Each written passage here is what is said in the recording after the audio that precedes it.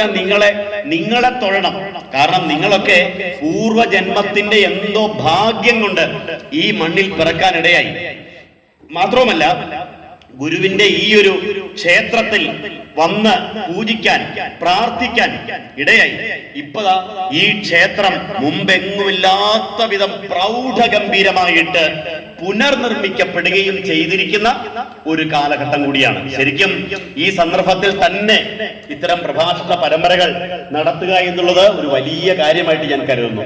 ഞാനും ശ്രീ സുരേഷും കൂടി കഴിഞ്ഞ വർഷം നമ്മുടെ പോത്തൻകോട് SNDP ശാഖായോഗത്തിൽ ഒരു പരിപാടിക്ക് വേണ്ടി വരുമ്പോഴാണ് സുരേഷിനെ ഞാൻ നേരിട്ട് കാണുന്നത്. അന്ന് അദ്ദേഹം പറയുകയുണ്ടായി, ഞങ്ങളുടെ ക്ഷേത്രത്തിലെ ഉത്സവത്തിന് ഈ പറഞ്ഞ പോലെയുള്ള ആഡംബരങ്ങളൊന്നുമില്ല, പ്രഭാഷണ പരമ്പരകൾ, ജ്ഞാനയജ്ഞങ്ങൾ അതാണ് നടത്തുന്നത്. അതിൽ തീർച്ചയായിട്ടും മാഷൊന്ന് വരണമെന്ന് പറഞ്ഞു. അപ്പൊ തന്നെ ഞാൻ സമ്മതിച്ചു. കാരണം വേറൊന്നുമല്ല, ഇവിടെ വരിക എന്നുള്ളത് പോലെ ഒരു ഭാഗ്യമായി കരുതുന്ന ഒരാളെ സംബന്ധിച്ച് ഒരു പ്രഭാഷണം കൂടി നടത്തുക എന്ന് പറയുന്നത് എന്തൊരു സുഹൃതമാണ്. അപ്പോ സമ്മതിച്ചു. പക്ഷേ ഈ വർഷം അദ്ദേഹം വളരെ നേരത്തെ തന്നെ വിളിച്ചു. ഇന്ന് ഈ സമയം വരെ അദ്ദേഹം അത് ഫോളോ ചെയ്തുകൊണ്ടേയിരുന്നു. അങ്ങനെയാണ് ഈ ത്രിസന്ധ്യയ്ക്ക് ഇവിടെ വരാൻ സാധിച്ചത്. നിങ്ങളോട് ഏതാനും ചില കാര്യങ്ങൾ സംസാരിക്കാൻ സാധിച്ചത്. അദ്ദേഹത്തോടുള്ള ഹൃദയം നിറഞ്ഞ നന്ദി കൂടി ഈ അവസരത്തിൽ ഞാൻ അറിയിക്കുന്നു. ഒപ്പം ഈ ക്ഷേത്രയോഗത്തെ നവീകരിക്കാൻ വേണ്ടി ശ്രീനാരായണ ഗുരുദേവൻ തൃക്കരങ്ങളാൽ പ്രതിഷ്ഠ ചെയ്ത ഈ ക്ഷേത്രയോഗത്തെ പുതുക്കിപ്പണിയാൻ വേണ്ടി, ഇതിന്റെ വളർച്ചയ്ക്ക് വേണ്ടി ആരൊക്കെ എന്തൊക്കെ സംഭാവന ചെയ്തിട്ടുണ്ടോ, ഒരുപക്ഷെ നിങ്ങൾ പണമായിട്ട് കൊടുത്തിട്ടില്ലെങ്കിൽ ഒരു നല്ല വാക്കെങ്കിലും പറഞ്ഞിട്ടുണ്ടെങ്കിൽ കൊള്ളാം, ഇത് ഗംഭീരമായിട്ടുണ്ട്, നിങ്ങൾക്ക് ഇനിയും സാധിക്കട്ടെ, ഒരു നല്ല വാക്കെങ്കിലും കൊടുത്തിട്ടുണ്ടെങ്കിൽ അവരോട് ഭഗവാൻ തരുന്ന ഒരു ഉറപ്പുണ്ട്. ആ ഉറപ്പ് ഇങ്ങനെയാണ്: കർത്തൃത്വ സാരഥേർഹേതോ അനുമോദിതുമേവച കർമ്മണ ഭാഗിനഃ പ്രത്യോ ഭൂയോ ഭൂയസി തത്ഫലം എന്ന് പറഞ്ഞാൽ, ഒരു ക്ഷേത്ര സങ്കേതത്തിന് വേണ്ടി അത് നിർമ്മിക്കുന്നവനായിക്കോട്ടെ, അത് ചെയ്യിക്കുന്നവനായിക്കോട്ടെ, അതിനുവേണ്ടി പല രൂപത്തിൽ പല പ്രകാരത്തിൽ കഷ്ടപ്പെടുന്നവരായിക്കോട്ടെ, അവർക്കെല്ലാം അവരുടെ കർമ്മത്തിന്റെ പ്രതിഫലം ലഭിച്ചിരിക്കും. മനസ്സിലാവുന്നുണ്ടോ നിങ്ങൾക്ക്? നിങ്ങൾ ആരൊക്കെയാണോ ഇതിനു വേണ്ടി ഏതൊക്കെ രീതിയിൽ അധ്വാനിച്ചിട്ടുണ്ടോ, ഏതൊക്കെ രൂപത്തിൽ, ചിലപ്പോൾ ഇവിടെ ഒന്ന് അടിച്ചു തൂത്തു വാരാൻ വേണ്ടിയായിരിക്കും, ചിലപ്പോൾ ഒരു വഴിപാടിന്റെ രൂപത്തിലായിരിക്കും, ചിലപ്പോൾ ഒരു 10,000 10,000 കൊടുത്തതിന്റെ പേരിലായിരിക്കും. ഏത് രൂപത്തിലാണെങ്കിൽ ശരി, നിങ്ങൾ ചെയ്തതിന്റെ 1000 മടങ്ങ് നിങ്ങളിലേക്ക് ഭഗവാൻ തരിക തന്നെ ചെയ്യും. അതാണ് ഒരു ക്ഷേത്രം ഉയർത്തപ്പെടുമ്പോൾ ഉണ്ടാകുന്ന ഏറ്റവും വലിയ മഹത്വം എന്ന് പറയുന്നത്. അങ്ങനെയുള്ള ആ ക്ഷേത്രത്തെ ഇന്ന് ഏതാണ്ട് 103 വയസ്സായ ഈ ക്ഷേത്രത്തെ ഇന്ന് ഈ 103ാമത്തെ അല്ലെങ്കിൽ 100 കൊല്ലം കഴിഞ്ഞപ്പോൾ മുതൽ അതൊരു വലിയ നവീകരണത്തിലേക്ക് വന്നു. ശ്രീനാരായണ ഗുരുദേവൻ തന്നെ പറഞ്ഞിട്ടുണ്ടല്ലോ, ഗുരു തന്നെ പറഞ്ഞിട്ടുണ്ട്, ഒരു 100 കൊല്ലം കഴിയട്ടെ നമ്മുടെ പ്രഭാവം ലോകമെമ്പാടും പ്രസരിക്കും എന്ന്. അത് ആ വാക്കുകൾ അർത്ഥപൂർണമായി തീർന്നതിന്റെ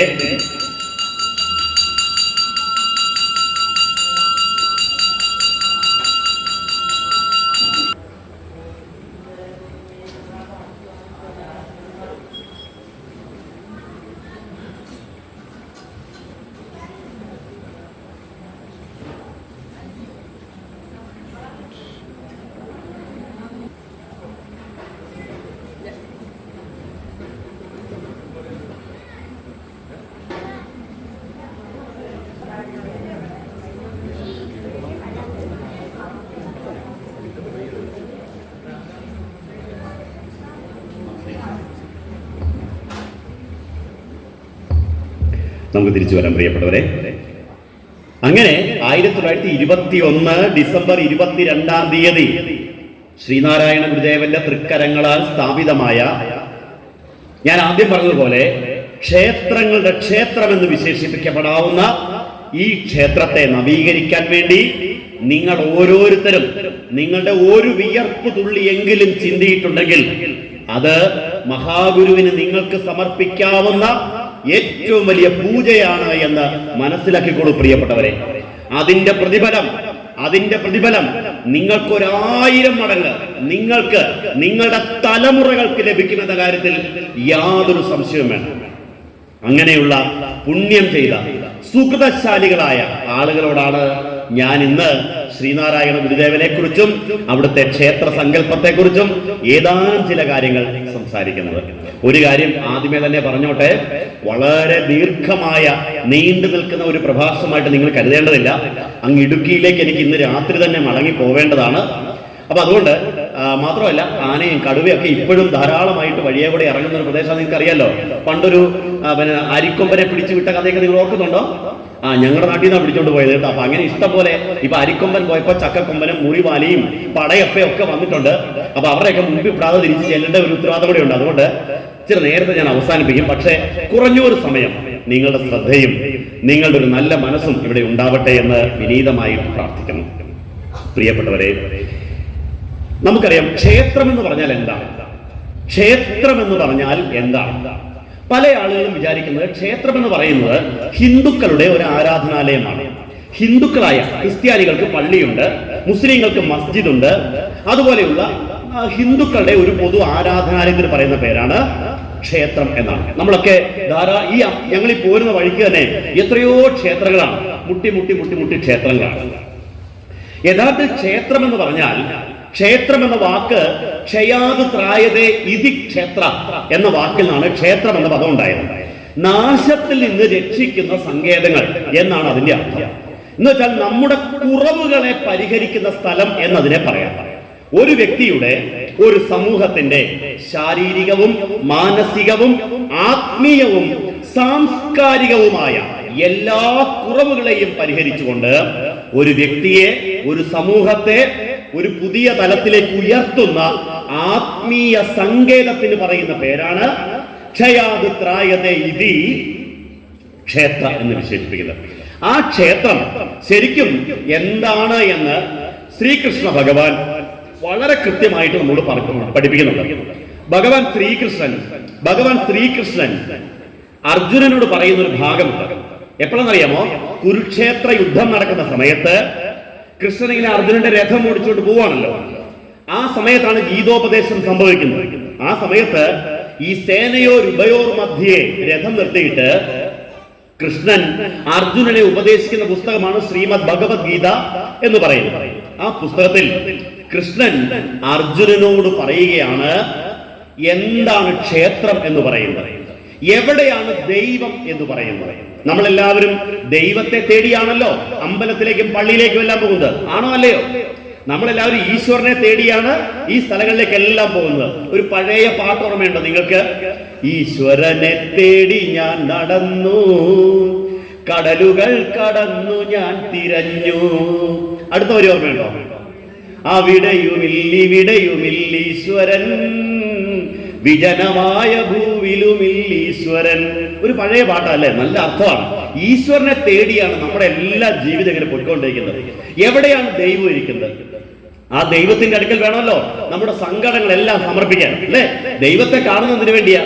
ദൈവത്തെ കണ്ടാൽ മാത്രമേ നമ്മുടെ പ്രയാസങ്ങളെല്ലാം പരിഹരിക്കുള്ളൂ, നമ്മുടെ ദുഃഖങ്ങളെല്ലാം മാറത്തുള്ളൂ, നമുക്ക് എല്ലാ നന്മകളും ഐശ്വര്യങ്ങളും ഉണ്ടാവാൻ ദൈവത്തിന്റെ അനുഗ്രഹം ഉണ്ടാവണം. അപ്പൊ ദൈവത്തെ തേടിയാണ് ഈ ലോകത്തുള്ള എല്ലാ മനുഷ്യരും സഞ്ചരിക്കുന്നത്. അത് പലരും പല രൂപത്തിൽ, പല പ്രകാരത്തിൽ ഇങ്ങനെ തേടി നടക്കുകയാണ്. അപ്പോ ഈശ്വരനെ തേടിയുള്ള ഈ അന്വേഷണം, ഈശ്വരൻ എവിടെയാണ് ഇരിക്കുന്നത്?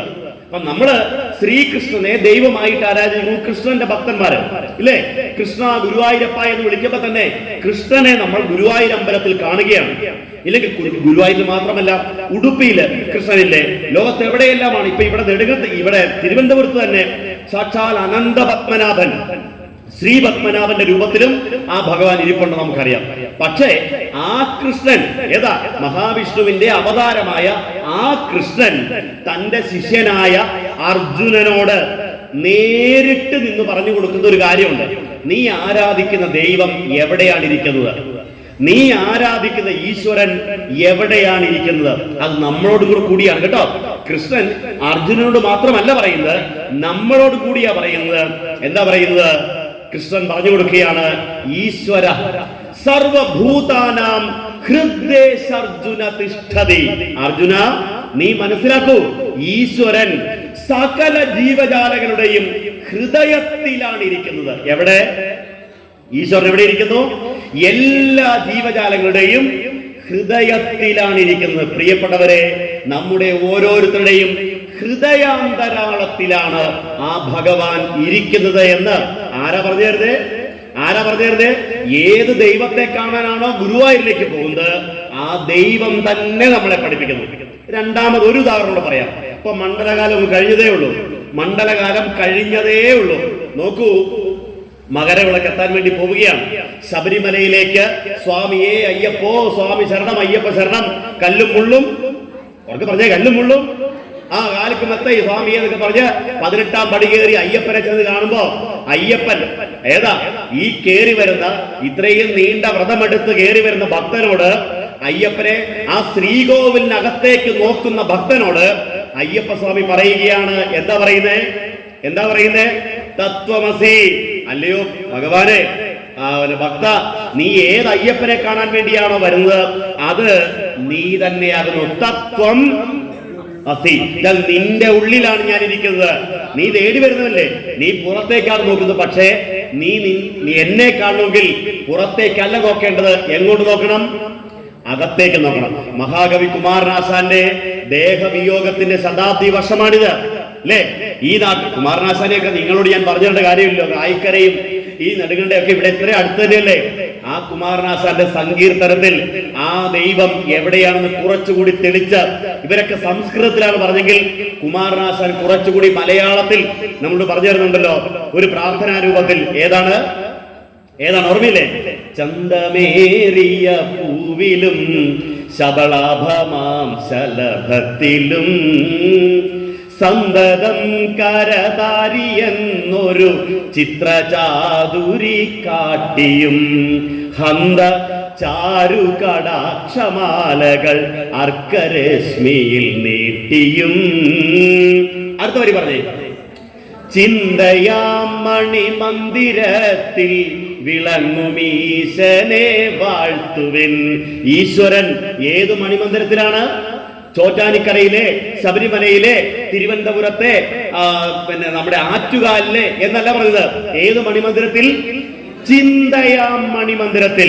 നിങ്ങളുടെ ചിന്തകളിലാണ്, നിങ്ങളുടെ ഹൃദയത്തിലാണ് നീ തേടുന്ന ഈശ്വരൻ ഇരിക്കുന്നത് എന്ന് നമ്മൾ ചെന്ന് തൊഴുതു പ്രാർത്ഥിക്കുന്ന ഭഗവാൻ തന്നെ നമ്മളോട് പറയുന്നു. അപ്പോ ആ ശ്രീകോവിലിൽ ഹൃദയത്തിലാണ് അവരിയ്ക്കുന്നത്. ഈശ്വര സർവഭൂതാനാം ഹൃദ്ദേശ അർജുന തിഷ്ഠതി. അർജുന, നിന്റെ ഹൃദയത്തിലാണ് ഞാൻ ഇരിക്കുന്നത്, ഈശ്വരൻ വസിക്കുന്നത്. നമ്മുടെ ഓരോരുത്തരുടെയും ഹൃദയത്തിലാണ് അവൻ ഇരിക്കുന്നത്. ദേഹോ ദേവാലയ പ്രോക്തോ ജീവോ ദേവ സദാശിവ എന്നൊരു പ്രമാണം കൂടിയുണ്ട്. ദേഹമാണ് ദേവാലയം. എന്റെ പ്രിയപ്പെട്ടവരെ, നമ്മൾ ഇവിടെ കാളകണ്ഠേശ്വരനെ കാണാൻ വേണ്ടി പോയില്ലേ? ആ ദേവാലയം എന്ന് പറയുന്നത് നമ്മുടെ ഈ ശരീരം തന്നെയാണ്. ദേഹമാണ് ദേവാലയം. ഈ ശരീരത്തിലെ ജീവനാണ് സദാശിവൻ എന്ന് പറയുന്നത്. ഭഗവാൻ എന്ന് പറയുന്നത് നിങ്ങളുടെ ജീവനാണ്, അവനാണ് ശിവൻ എന്ന് പറയുന്നത്. ആ ശിവൻ ഇവിടുന്ന് പോയാൽ പിന്നെ ആരായി? പറഞ്ഞേ, ശിവൻ പോയാൽ പിന്നെ ആരായി? ശവമായി. അത്രേ ഉള്ളൂ. അപ്പൊ ശിവൻ എന്ന് പറയുന്നത് നമ്മുടെ പ്രാണനാണ്. ആ പ്രാണനായ ഈശ്വരനെ അറിയാൻ, ആരാധിക്കാനുള്ള ഒരു ഉപാധി എന്നുള്ള നിലയിലാണ് ആരാധനാലയങ്ങൾ. പള്ളി ആയിക്കോട്ടെ, മസ്ജിദ് ആയിക്കോട്ടെ. ആകാശാതു പതിതം തോയം യഥാ ഗച്ഛതി സാഗരം സർവദേവ നമസ്കാരം കേശവം പ്രതിഗച്ഛതി. എന്ന് വെച്ചാൽ മഴ പെയ്യുമ്പോഴേ, മഴ തിരുവനന്തപുരത്ത് പെയ്താലും, ഇടുക്കിയിൽ പെയ്താലും, കോട്ടയത്ത് പെയ്താലും, അമേരിക്കയിൽ പെയ്താലും, ലോകത്തെവിടെ മഴ പെയ്താലും എല്ലാ മഴവെള്ളവും ഒഴുകി ഒഴുകി ഒഴുകി ചെല്ലുന്ന ഒരേ കടലിലാണ്. ആണോ അല്ലയോ? ഒരേ കടലിലാണ്. അതുപോലെ നീ ഏതു പേരിൽ ആരാധിച്ചാലും, ഏതു പേരിൽ വിളിച്ചാലും എല്ലാ വിളിയും എത്തിച്ചേരുന്നത് ഒരേ ഈശ്വരനിലേക്കാണ്, ഒരേ സങ്കല്പത്തിലേക്കാണ്. കാരണം ദൈവം എന്ന് പറയുന്നത് പരമമായ പ്രകാശമാണ്. പ്രകാശം. ദൈവം എന്നുള്ള വാക്കിന്റെ അർത്ഥം എന്താണ്? ദൈവം. ദിവ് എന്ന സംസ്കൃത ധാതുവിൽ നിന്നാണ് ദൈവം എന്ന പദം ഉണ്ടായത്. ദിവ് എന്നാൽ വെളിച്ചം. എങ്ങനെയുള്ള വെളിച്ചം? സ്വയം പ്രകാശിക്കുകയും എല്ലാത്തിനെയും പ്രകാശിപ്പിക്കുകയും ചെയ്യുന്നവൻ. സ്വയം പ്രകാശിക്കുകയും എല്ലാത്തിനെയും പ്രകാശിപ്പിക്കുകയും ചെയ്യുന്നവൻ, അതാണ് ദൈവം എന്ന് പറയുന്നത്. ആ ദൈവം, ആ വെളിച്ചം ഏതെങ്കിലും ഒരു സ്ഥലത്തല്ല ഇരിക്കുന്നത്, അവൻ എല്ലായിടത്തും ഇരിക്കുന്നു. എല്ലായിടത്തും അവനുണ്ട്. മണ്ണിലും വിണ്ണിലും തൂണിലും തുരുമ്പിലും അവൻ ഇരിക്കുന്നു. അതുകൊണ്ട് പണ്ട് പള്ളിക്കൂടത്തിൽ പഠിച്ചപ്പോ നിങ്ങൾക്ക് അമ്മമാർക്കും അച്ഛന്മാർക്കും ഒക്കെ ഓർമ്മയുണ്ടാവും. ഏറ്റവും പ്രായം ചെയ്യുന്നവർക്ക് നല്ല ഓർമ്മയുണ്ടാവും. പണ്ട് സ്കൂളിൽ പഠിക്കുമ്പോ രാവിലെ ഒരു പ്രാർത്ഥന ഉണ്ടായിരുന്നല്ലോ. എന്ത് പ്രാർത്ഥന? അഖിലാണ്ഡ മണ്ഡല മണിയിച്ചൊരുക്കി അതിനുള്ളിൽ ആനന്ദ ദീപം കൊളുത്തി പരമാണു പൊരുളിലും സ്ഫുരണമായി മിന്നും പരമപ്രകാശമേ ശരണം നീ എന്നും. കണ്ടോ? അഖിലാണ്ഡ മണ്ഡലം അണിയിച്ചൊരുക്കി അതിനുള്ളിൽ ആനന്ദ രൂപം കൊളുത്തി പരമാണു ഒരാറ്റത്തിൽ തൊട്ട് പരമാണു പൊരുളിലും സ്ഫുരണമായി മിന്നും ഈ ബ്രഹ്മാണ്ടമാകെ നിറയുന്ന പരമശിവനെ നല്ല പറഞ്ഞത്. എങ്ങനെയാ പറഞ്ഞത്? പരമപ്രകാശമേ, പരമപ്രകാശമാണ് ദൈവം എന്ന് പറയുന്നത്. ആ ദൈവത്തെ, ആ വെളിച്ചത്തെ, ഇപ്പൊ വെളിച്ചത്തിന് ഒരു രൂപമില്ലല്ലോ. വെളിച്ചം എന്ന് പറയുമ്പോൾ ഈ പുറമേ കാണുന്ന വെളിച്ചമല്ല കേട്ടോ, ഈ കാണുന്ന വെളിച്ചമല്ല, ഈ വെളിച്ചത്തിന്റെയും വെളിച്ചമായ ഏതാ? സൂര്യനെയും ചന്ദ്രനെയും ഉൾപ്പെടെ എല്ലാത്തിനെയും പ്രകാശിപ്പിക്കുന്നവൻ. ന തത്ര സൂര്യോഭാതി ന ചന്ദ്രതാരകം നേമാ വിദ്യുതോഭാതി കുതോ അയമഗ്നി തമേവ ഭംഗം അനുപാതി സർവം തസ്യ ഭാസ സർവം ഇദം വിഭാതി എന്ന് പറഞ്ഞാൽ ഈ സൂര്യനെയും ചന്ദ്രനെയും നക്ഷത്രങ്ങളെയും അഖിലാണ്ടത്തെയും പ്രകാശിപ്പിക്കുന്ന, സ്വയം പ്രകാശിക്കുകയും എല്ലാത്തിന്റെയും പ്രകാശമായിരിക്കുന്ന ആ പരമപ്രകാശ സ്വരൂപന് പറയുന്ന സംസ്കൃത പദമാണ് ഏത്? ദൈവം എന്ന് പറയുന്നത്. ആ ദൈവത്തെ ഏതാ? അരൂപിയായ, സർവവ്യാപിയായ, സർവേശ്വരനായ, എല്ലാത്തിലും അന്തര്യാമിയായിരിക്കുന്ന ആ ദൈവത്തെ സാധാരണക്കാരായ ആളുകൾക്ക്, നമുക്ക് എല്ലായിടത്തും ഉണ്ടെന്ന് പറഞ്ഞാൽ മനസ്സിലാക്കാൻ പറ്റുമോ? നമ്മൾ സാധാരണ മനുഷ്യന്മാരല്ലേ. നമുക്ക് സങ്കടങ്ങളുണ്ട്, വിഷമങ്ങളുണ്ട്, ദേഷ്യമുണ്ട്, അസൂയുണ്ട്. ഒരു സാധാരണ മനുഷ്യന്റേതായ എല്ലാ ബലഹീനതകളും നമ്മുടെയൊക്കെ ഉണ്ട്. അപ്പോ നമ്മുടെയൊക്കെ ഉള്ളിലിരിക്കുന്ന ആ സത്യത്തെ നമുക്ക് പെട്ടെന്ന് തിരിച്ചറിയാൻ പറ്റത്തില്ല. കാരണം എന്താ? ഇവിടെ നിൽക്കുമ്പോൾ ഞാൻ ബിജുവാണ്, നിങ്ങൾ ഗോപാലനാണ്, ഇത് സുരേഷാണ്, ഇത് മധുസൂദനാണ്, ഇത് ലളിതയാണ് എന്നേ ചിന്തിക്കാൻ പറ്റുള്ളൂ. അപ്പൊ നമ്മുടെ ഉള്ളിലിരിക്കുന്ന ആ ആത്മസ്വരൂപത്തെ നമുക്ക് തിരിച്ചറിയാൻ ഒരു ഉപാധി വേണം. എന്ന് പറഞ്ഞാൽ ഞാനൊരു സ്കൂൾ മാഷാണെന്ന് നിങ്ങൾക്കറിയാലോ. ഒരു സ്കൂളിൽ പഠിപ്പിക്കുന്ന, ഇന്ന് അതിന്റെ ഹെഡ് മാസ്റ്റർ ആയിട്ടിരിക്കുന്ന ആളാണ്. ഈ സ്കൂളിലൊക്കെ പിള്ളേരെ ഞങ്ങൾ ഭൂമിശാസ്ത്രം പഠിപ്പിക്കും, ജോഗ്രഫി പഠിപ്പിക്കുമ്പോൾ ആദ്യം പഠിപ്പിക്കുന്നത് ഭൂമി എങ്ങനെയുള്ള ഒരു ഗോളമാണ്. ഭൂമി ഒരു ഉരുണ്ട ഗോളമാണെന്ന് പറയുക. ഭൂമി ഉരുണ്ട ഗോളമാണെന്ന് 1ാം ക്ലാസ്സിലെ കൊച്ചിനോടും 2ാം ക്ലാസ്സിലെ കൊച്ചിനോടും പറഞ്ഞാൽ അവൻ എന്നാ പറയും? മക്കളെ, നമ്മുടെ ഭൂമി ഒരു പന്ത് പോലെ, ഒരു ഫുട്ബോൾ പോലെ ഉരുണ്ടാണ് ഇരിക്കുന്നത് പറഞ്ഞു കഴിഞ്ഞാൽ പിള്ളേര് പറയും സാറിന് നല്ല സുഖമില്ലെന്നാ തോന്നുന്നത്. കാരണം എന്താണ്? ഈ മലയും കുന്നും കുഴിയും പിടിച്ചു കിടക്കുന്ന ഈ ഭൂമി പന്ത് പോലെയെന്ന് പറഞ്ഞാൽ വിവരമുള്ള ആരെങ്കിലും വിശ്വസിക്കുമെന്ന് പിള്ളേർ വിചാരിക്കുന്നില്ലേ? ഞാനും നിങ്ങളും ഒക്കെ ഒരു കാലത്ത് അങ്ങനെ ഓർത്തായിരിക്കും. അപ്പൊ സാറന്മാർ എന്താ ചെയ്യുക? നേരെ ഓഫീസിൽ പോയിട്ട് ഒരു ഉരുണ്ട പന്ത് പോലത്തെ ഒരു സാധനം കൊണ്ട് മേശപ്പുറത്ത് വയ്ക്കും. അതിന്റെ പേരെന്താണ്? ഗ്ലോബ്. ആ ഗ്ലോബ് ചൂണ്ടിക്കാണിച്ചിട്ട് പറയും, ഇതാ കണ്ടോ, ഇതാണ് നമ്മുടെ ഭൂമി. ഇതിൽ ഈ കാണുന്നതൊക്കെ കരയാണ്, ഈ നീലയായിട്ട് കാണുന്നതൊക്കെ കടലാണ്, ഇതതിന്റെ അച്ചുതണ്ടാണ്, ഇതിങ്ങനെ ശകലം ചെരിഞ്ഞാണ്ടിരിക്കുന്നത്, ഇത് ഇങ്ങനെ കറങ്ങിയിട്ട് ഇങ്ങനെ 24 മണിക്കൂർ കൊണ്ട് അത് സ്വയം ഒന്ന് കറങ്ങും. 365 ദിവസം എടുത്ത് അത് സൂര്യനെ ചുറ്റി വരും. സ്വയം കറങ്ങുന്നതിന് ഒരു ദിവസം എന്ന് പറയും, സൂര്യനെ ചുറ്റുമ്പോ ഒരു കൊല്ലം എന്ന് പറയും. അപ്പൊ നമ്മൾ ഇങ്ങനെ മനസ്സിൽ വിചാരിക്കും, ഓ സാർ എന്തൊക്കെയായി പഠിപ്പിക്കുന്നത് എന്ന് വിചാരിക്കും. ആ വളർച്ച ആദ്യം ഒരു ഗ്ലോബിൽ ആരംഭിച്ചിട്ട് കുറച്ചു കഴിയുമ്പോൾ എന്ത് ചെയ്യും? അത് ഒരു ഭൂപടത്തിലേക്ക് മാറും, ഒരു മാപ്പ്. കുറച്ചുകൂടി കഴിയുമ്പോൾ അത് അറ്റ്ലസ് ആകും. കുറച്ചുകൂടി കഴിയുമ്പോൾ അത് ഉപഗ്രഹ ചിത്രങ്ങളായിട്ട് മാറും. അങ്ങനെ നമ്മുടെ ഭൂമിശാസ്ത്രത്തെ കുറിച്ചുള്ള പഠനം ഒരു പടി അങ്ങോട്ട് തീരുമ്പോൾ നമ്മൾ പറയും, അയ്യോ ശരിയാട്ടോ, 1ാം ക്ലാസ്സിലും 2ാം ക്ലാസ്സിലും പഠിക്കുമ്പോൾ എനിക്ക് അങ്ങനെ തോന്നിയതാണ്, എന്റെ ഭൂമി ഒരു ഉരുണ്ട ഗോളമാണ് എന്ന ബോധത്തിലേക്ക് ഒരു കുട്ടി വളരുന്ന ഒരവസ്ഥയില്ലേ? ആ അവസ്ഥയാണ് ശരിക്കും ദൈവം എന്ന് പറയുന്നത് വെളിച്ചമാണ് എന്ന ബോധത്തിലേക്ക് നമ്മൾ വളരുക. ദൈവം എന്ന് പറയുന്നത് തത്വമസി ആണ് എന്ന ബോധ്യത്തിലേക്ക് നമ്മൾ വളരണമെങ്കിൽ ആ പടികളൊക്കെ കടക്കണം. ഇപ്പൊ നമ്മളെല്ലാം ഏതാ? ഗ്ലോബ് കണ്ട് ഭൂമി ഉരുണ്ടതാണെന്ന് പഠിക്കുന്ന ആ കുട്ടിയുടെ മാനസികാവസ്ഥയിലാണ്. അപ്പൊ നമുക്ക് ദൈവം എന്ന് പറയുന്നത് വെളിച്ചമാണെന്നോ അറിവാണെന്നോ തത്വമസിയാണെന്നോ ഹൃദയത്തിലാണെന്നോ ഒക്കെ പറഞ്ഞാൽ നമുക്ക് മനസ്സിലാവത്തില്ല. നമ്മൾ പിള്ളേരാ. ഏതാ? ദൈവത്തെ കുറിച്ചുള്ള അറിവിന്റെ കാര്യത്തിൽ നമ്മൾ ശിശുക്കളാണ്. അപ്പൊ നമുക്ക് ചില തലങ്ങൾ കടന്നു പോവേണ്ടതുണ്ട്. ആ തലങ്ങൾ എന്ന് പറയുന്നത് നമുക്ക് സാധാരണക്കാരെ പഠിപ്പിക്കാൻ വേണ്ടി പണ്ട് കാലത്ത് ഋഷിമാരുണ്ടാക്കിയ ഉപാധികളാണ്.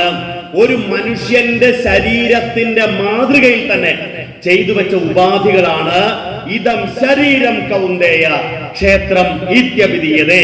അല്ലയോ കുന്തിപുത്ര, ഈ ശരീരമാണ് ക്ഷേത്രം എന്ന ബോധ്യം വരാൻ വേണ്ടി ഒരു മനുഷ്യ ശരീരത്തിന്റെ മാതൃകയിൽ പണിയുന്ന ആത്മീയ സങ്കേതങ്ങൾക്ക് പറയുന്ന പേരാണ് ക്ഷേത്രങ്ങൾ എന്ന് പറയുന്നത്. എന്ന് പറഞ്ഞാൽ ഈ കാണുന്നില്ലേ ആ കൊടിമരം, ആ ബലിക്കല്ല്, ഇതെല്ലാം കടന്ന് നമ്മൾ ഇങ്ങനെ അകത്ത് കയറി ശ്രീകോവിലിന്റെ അവിടെ ചെന്ന് ഭഗവാനെ കണ്ട് തൊഴുത് പ്രദക്ഷിണം വെച്ച് ഉപദേവതാ ക്ഷേത്രങ്ങള്, മതിൽക്കെട്ട്, ഇതെല്ലാം ശരിക്കും ഒരു മനുഷ്യ ശരീരത്തിന്റെ മാതൃകയിൽ തന്നെ നിർമ്മിക്കുന്നതാണ്. നിങ്ങൾക്കത് എളുപ്പം മനസ്സിലാക്കാൻ ഒരു ഉപാധിയുണ്ട്. ഇവിടെ ഒരു കൊടിമരം ഉണ്ടല്ലോ, ആ കൊടിമരം നമ്മുടെ ശരീരത്തിലെ ഒരു അവയവത്തിന് സാമ്യം വഹിക്കുന്നതാണ്. ഏത് അവയവം പോലെ ഇരിക്കും നമ്മുടെ ശരീരത്തില്? നമ്മുടെ നട്ടലിന്റെ മാതൃകയിൽ തന്നെയാണ് ഒരു കൊടിമരം പണിയുക. എന്ന് പറഞ്ഞാൽ നമ്മുടെ ഉള്ളിലിരിക്കുന്ന ആ ഈശ്വരനെ അറിയാനുള്ള ഒരു ഉപാധി എന്നുള്ള നിലയിൽ ആണത് ചെയ്തിരിക്കുന്നത്. പണ്ടൊക്കെ എല്ലാവരും ചൊല്ലുന്നൊരു പ്രാർത്ഥനയുണ്ടല്ലോ, നരനായി ഇങ്ങനെ ജനിച്ചു ഭൂമിയിൽ നരകവാരിധി തടവിൽ ഞാൻ നരകത്തിൽ തന്നെ കരകയറ്റിടണം. ആ പ്രാർത്ഥനയുടെ അവസാനം പറയുന്നുണ്ട്, എളുപ്പമായുള്ള വഴിയെ കാണുമ്പോൾ ഇടയ്ക്കിടെ 6 പടിയുണ്ട്. പടിയാറും കടന്നവിടെ ചെല്ലുമ്പോൾ ശിവനെ കാണാകും എളുപ്പമായുള്ള. അപ്പം ആ 6 പടികൾ ഏതാ? ആത്മീയതയിലേക്കുള്ള, ഈശ്വരനെ കാണാൻ വേണ്ടിയുള്ള 6 പടികൾ നമ്മൾ കടക്കേണ്ടതുണ്ട്. അപ്പോഴാണ് നമുക്ക് ആ അനുഭവം ഉണ്ടാവുക. അതുവരെ നമ്മൾ കൊച്ചുകുട്ടികൾ ഗ്ലോബ് നോക്കി പഠിക്കുന്ന പോലെയാണ് അമ്പലത്തിലെ ആരാധനാലയങ്ങളുടെ പ്രാർത്ഥന എന്നൊക്കെ പറയുന്നത്. അപ്പൊ പ്രിയപ്പെട്ടവരെ, സാധാരണക്കാർക്ക് വേണ്ടി നമ്മളെ പോലെയുള്ള ലൗകികന്മാർക്ക് വേണ്ടി ഗുരുദേവന്റെ അപാരമായ കാരുണ്യം ക്ഷേത്ര രൂപത്തിൽ തൃക്കൈ വിളയാടുകയുണ്ടായി. കാരണം ഗുരുവിന് ക്ഷേത്രങ്ങളുടെ ഒന്നും ഒരാവശ്യമില്ല. ഗുരു അദ്വൈതിയാണ്. പൂർണ്ണാദ്വൈത നിരുപാധിക പരബ്രഹ്മവിദേ നമ എന്നല്ലേ ഗുരുഭാഷുപാഞ്ജലിയെ മന്ത്രം പറയുന്നത്. പൂർണ്ണാദ്വൈതിയാണ് ശ്രീനാരായണ ഗുരുദേവൻ. ഗുരുവ് പിന്നെ ഒരമ്പലങ്ങളുടെ ആവശ്യമില്ല. പക്ഷേ കൊച്ചുകുട്ടിക്ക് ഗ്ലോബ് കണ്ടാലേ ഭൂമി ഉരുണ്ടതാണെന്ന് പഠിക്കാൻ പറ്റുമെന്ന് പറഞ്ഞ പോലെ തന്നെ സാധാരണക്കാരായ നമുക്ക് അമ്പലങ്ങൾ വേണം. അങ്ങനെ 1888 നെയ്യാറ്റിൻകരയിലാണ് ആദ്യത്തെ ഗുരുവിന്റെ ക്ഷേത്രം ഉണ്ടായത്. അരുവിപ്പുറത്തെ ശിവക്ഷേത്രം. ആ ക്ഷേത്രം ഒരു തുടക്കമായിരുന്നു. ശങ്കരൻ കുഴിയിൽ നിന്നെടുത്ത ഒരു ശിലാഖണ്ഡത്തെ പ്രതിഷ്ഠിച്ചുകൊണ്ട് ആരംഭിച്ച ആ ക്ഷേത്ര സങ്കല്പം പിന്നീട് നാട്ടിലെമ്പാടും ഓരോ ദേശക്കാരും ഗുരുവിനെ വിളിച്ചു, സ്വാമി ഞങ്ങൾക്കിവിടെ ഒരു ആരാധനാലയം പണിത് തരാമോ, ഒരാരാധനാലയം തരാമോ?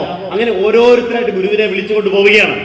പിന്നെ നമുക്കറിയാം ഈ ജില്ലയിൽ തന്നെ അഞ്ചുതെങ്ങിലെ ക്ഷേത്രങ്ങൾ, വക്കത്തെ ദേവേശ്വര ക്ഷേത്രം, അതുപോലെ എത്രയോ ക്ഷേത്രങ്ങൾ ശ്രീനാരായണ ഗുരുദേവൻ ഈ ജില്ലയിൽ തന്നെ ഓരോ ഗ്രാമങ്ങളിലൂടെ സഞ്ചരിച്ചപ്പോൾ ആ നാട്ടുകാരുടെ ആവശ്യം അനുസരിച്ച് പ്രതിഷ്ഠിക്കുകയുണ്ടായി. അപ്പൊ ഗുരുവിന് ആ ക്ഷേത്രത്തിലൂടെ ഗുരു ഉദ്ദേശിച്ച ചില കാര്യങ്ങളുണ്ട്, ഗുരു ആഗ്രഹിച്ച ചില കാര്യങ്ങൾ. അതിലെ പ്രധാനപ്പെട്ട അംശം എന്ന് പറയുന്നത്, ക്ഷേത്രം എന്ന് പറയുന്നത് ജനങ്ങൾക്ക് നല്ല വിശ്വാസത്തെ കൊടുക്കുവാൻ ഉതകുന്നതായിരിക്കണം. ഗുരു പറയുകയാണെ, ക്ഷേത്രത്തിന്റെ പ്രയോജനം എന്താണ്? ക്ഷേത്രങ്ങൾ ഉണ്ടെങ്കിൽ എല്ലാവരും ഒരുമിച്ച് വരുമല്ലോ, നല്ല വിചാരത്തോടെ കുറെ നേരം കഴിയുമല്ലോ, കുളിച്ച് വൃത്തിയാകുമല്ലോ, നല്ല വായുവിനെ ശ്വസിക്കുമല്ലോ. അങ്ങനെ നല്ല വായുവിനെ ശ്വസിച്ച് നല്ല വിചാരത്തോടെ ഇരുന്നാൽ തന്നെ രോഗങ്ങൾ മാറും എന്നാണ് ശ്രീനാരായണ ഗുരുദേവൻ പറഞ്ഞത്. നല്ല വിചാരത്തോടെ നല്ല വായുവിനെ ശ്വസിച്ച് കുറെ നേരം ഇരിക്കുമ്പോൾ തന്നെ രോഗശാന്തി ഉണ്ടാവും, അവിടെ അത്ഭുതങ്ങൾ സംഭവിക്കും. ഒപ്പം അന്ധവിശ്വാസങ്ങളിൽ നിന്ന് ആളുകൾ മോചിപ്പിക്കപ്പെടുകയും വേണം. അന്ധവിശ്വാസം, കുളത്തൂർ കോലത്തുകരയിൽ ഒരു ഭദ്രകാളി ക്ഷേത്രം ഉണ്ടായിരുന്നു. ആ ഭദ്രകാളി ക്ഷേത്രത്തിൽ ദേവി നമ്മുടെയൊക്കെ സ്വഭാവക്കാരിയായിരുന്നു അന്നുണ്ടായിരുന്ന ദേവി. കാരണം എന്താണ്? ഇത്തിരി ചിക്കനോ ഇത്തിരി മട്ടനോ ഇല്ലാണ്ട് നേരാമണോ അത്താഴം കഴിക്കാൻ പറ്റില്ല എന്ന് പറയുന്ന ഒരു ശീലക്കാരിയായിരുന്നു ദേവി എന്ന് പറയുന്നത്. ഭദ്രകാളിയല്ലേ, ഭദ്രകാളിക്ക് ഇത്തിരി നോൺ വെജ് ഉണ്ടെങ്കിലേ ദേവിക്ക് തൃപ്തിയാവത്തുള്ളൂ. നമ്മളെ പോലെ തന്നെ അല്ലേ ഇത്തിരി അമ്മച്ചോട് വിചാരിക്കുക. അപ്പൊ അങ്ങനെ ഇരിക്കുന്ന ഭദ്രകാളിയെ കണ്ടപ്പോ ശ്രീനാരായണ ഗുരുദേവൻ പറയാണ്, ഇവിടെ ചോര വീഴിക്കാൻ പാടില്ല, രക്തം വീഴിക്കാൻ പാടില്ല, ഇത് അമ്മയാണ്, പരാശക്തിയാണ്.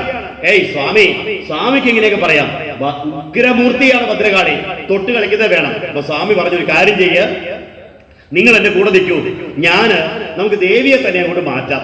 നാട്ടുകാർക്ക് ആദ്യം ഭയമായിരുന്നു കേട്ടോ.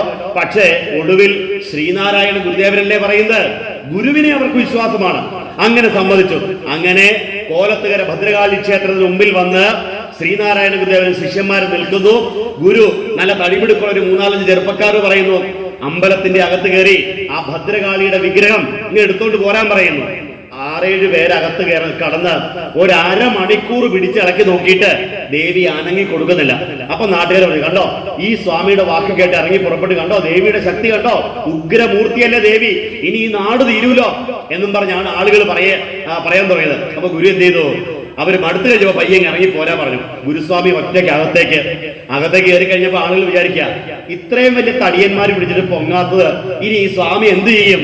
ഗുരു ഒറ്റയ്ക്ക് ശ്രീകോവിലിൽ കയറുന്നു, ഒന്ന് നമസ്കരിച്ച് ഏതാനും പൂക്കളെടുത്ത് ദേവിയുടെ പീഠത്തിലേക്ക് സമർപ്പിക്കുന്നു. എന്നിട്ട് 6-7 പേര് അരമണിക്കൂർ പിടിച്ചിട്ട് അനങ്ങാത്ത ആ ഉഗ്രമൂർത്തിയായ ഭദ്രകാളിയില്ലേ, ആ ഭദ്രകാളിയെ ഇടത് കൈ കൊണ്ട് ഊരിയെടുത്തുതാ പറയുന്നത്. ഇടത് കൈ മതിയായിരുന്നു, വലത് കൈ പോലും വേണ്ടായിരുന്നു. ഇടത് കൈ കൊണ്ട് ഊരിയെടുത്തിട്ട് അവരുടെ കയ്യിലേക്ക് കൊടുത്തിട്ട് പറഞ്ഞു, 4 അമ്പലത്തിന്റെ വടക്കു പടിഞ്ഞാറെ മൂലയ്ക്ക് കൊണ്ട് വെച്ചോളുക, ഇനി അവിടെ ഒരു സാമ്പ്രാണി പോലും കത്തിച്ചേക്കരുതെന്ന് പറഞ്ഞു. കോലത്തുകര പോയിട്ടില്ലേ നിങ്ങള്? ഞാൻ ചോദിക്കേണ്ട കാര്യമില്ലല്ലോ. ആ കോലത്തുകരയിലെ ഭദ്രകാളി ഉണ്ടല്ലോ, ഇത്രയും നാളും നല്ല ചിക്കനും മട്ടനും കഴിച്ചോണ്ടിരുന്ന ആ ദേവിയില്ലേ, ഒരു പരാതിയില്ല, ഒരു സാമ്പ്രാണി പോലും കിട്ടാതെ അവിടെ ഇപ്പോഴും ഇരിപ്പുണ്ട്, യാതൊരു ഉപദ്രവവും വരുത്താതെ ഇന്നും അനുഗ്രഹത്തെ പ്രദാനം ചെയ്തുകൊണ്ട് തന്നെ. കാരണം ആ ഭദ്രകാളിയെ ഇരുത്തേണ്ട അടുത്തേക്ക് മാറ്റിയത് ആരാണ് മാറ്റിയത്? ശ്രീനാരായണ ഗുരുദേവനാണ്. ആ പീഠം കഴുകി ശുദ്ധീകരിച്ചിട്ട് അവിടെ ഗുരു ഇവിടെ ചെയ്ത പോലെ തന്നെ സാത്വിക ആരാധനാമൂർത്തിയായ മഹാദേവനെ പ്രതിഷ്ഠിച്ചു, ശിവപെരുമാളിനെ പ്രതിഷ്ഠിച്ചു. ആ ശിവനെ ആരാധിക്കാൻ അവർക്കൊരു പ്രാർത്ഥനയും എഴുതി കൊടുത്തു. ഏത് പ്രാർത്ഥന? കാലാശ്രയമെന്നായണയുന്നോർക്കനുകൂലൻ, ബാലാക്ഷരധർമ്മിഷ്ടരിലേറ്റം പ്രതികൂലൻ, പാലിക്കണം എന്നെ പരിചോടിന്നു കുളത്തൂർ കോലത്തുകര കോവിലിൽ വാഴും പരമേശൻ.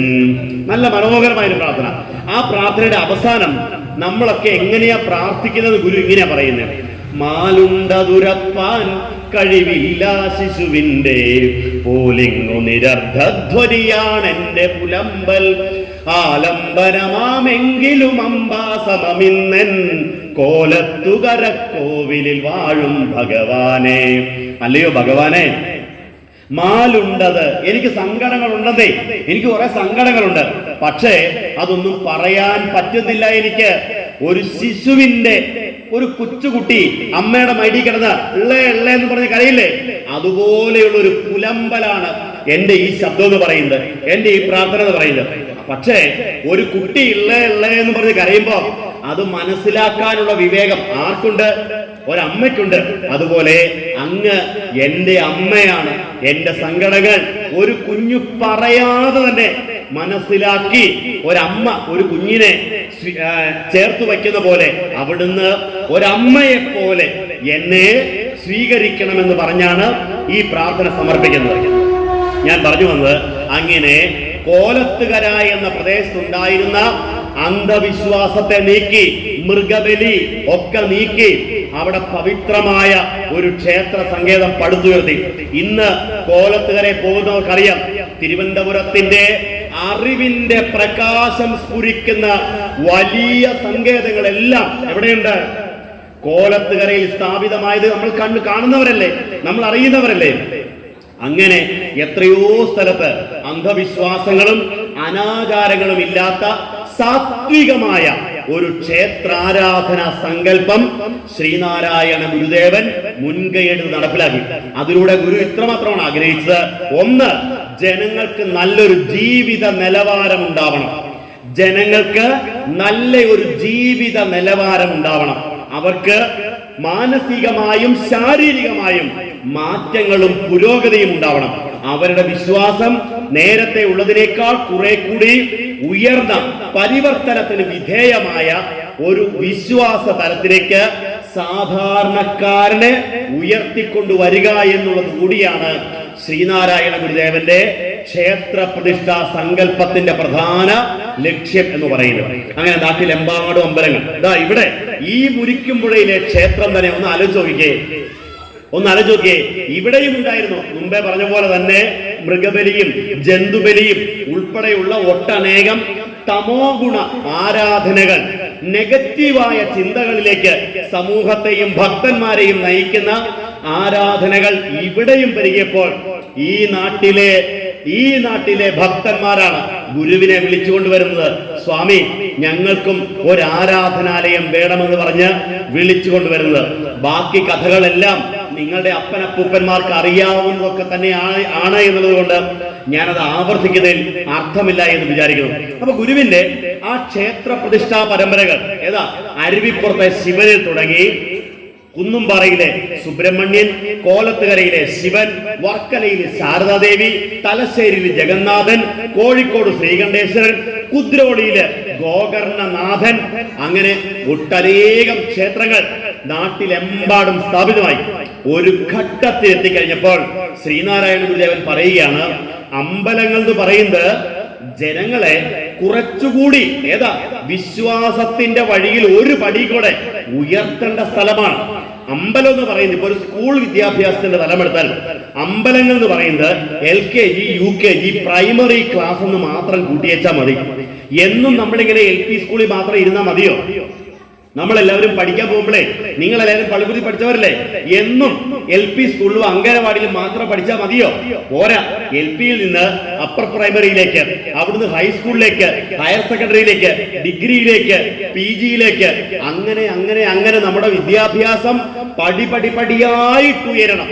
ആ പടിപടിയായിട്ട് സാധാരണ അമ്പലങ്ങളിൽ ഭക്തന്മാർക്ക് വലിയ മാറ്റമൊന്നും കാണുന്നത് ഗുരുവിന്റെ ശ്രദ്ധയിൽപ്പെടുന്നില്ല. എല്ലാവരും അമ്പലത്തിൽ വരുന്നു, തൊഴുന്നു, പ്രാർത്ഥിക്കുന്നു, വഴിപാട് കഴിക്കുന്നു, പോകുന്നു.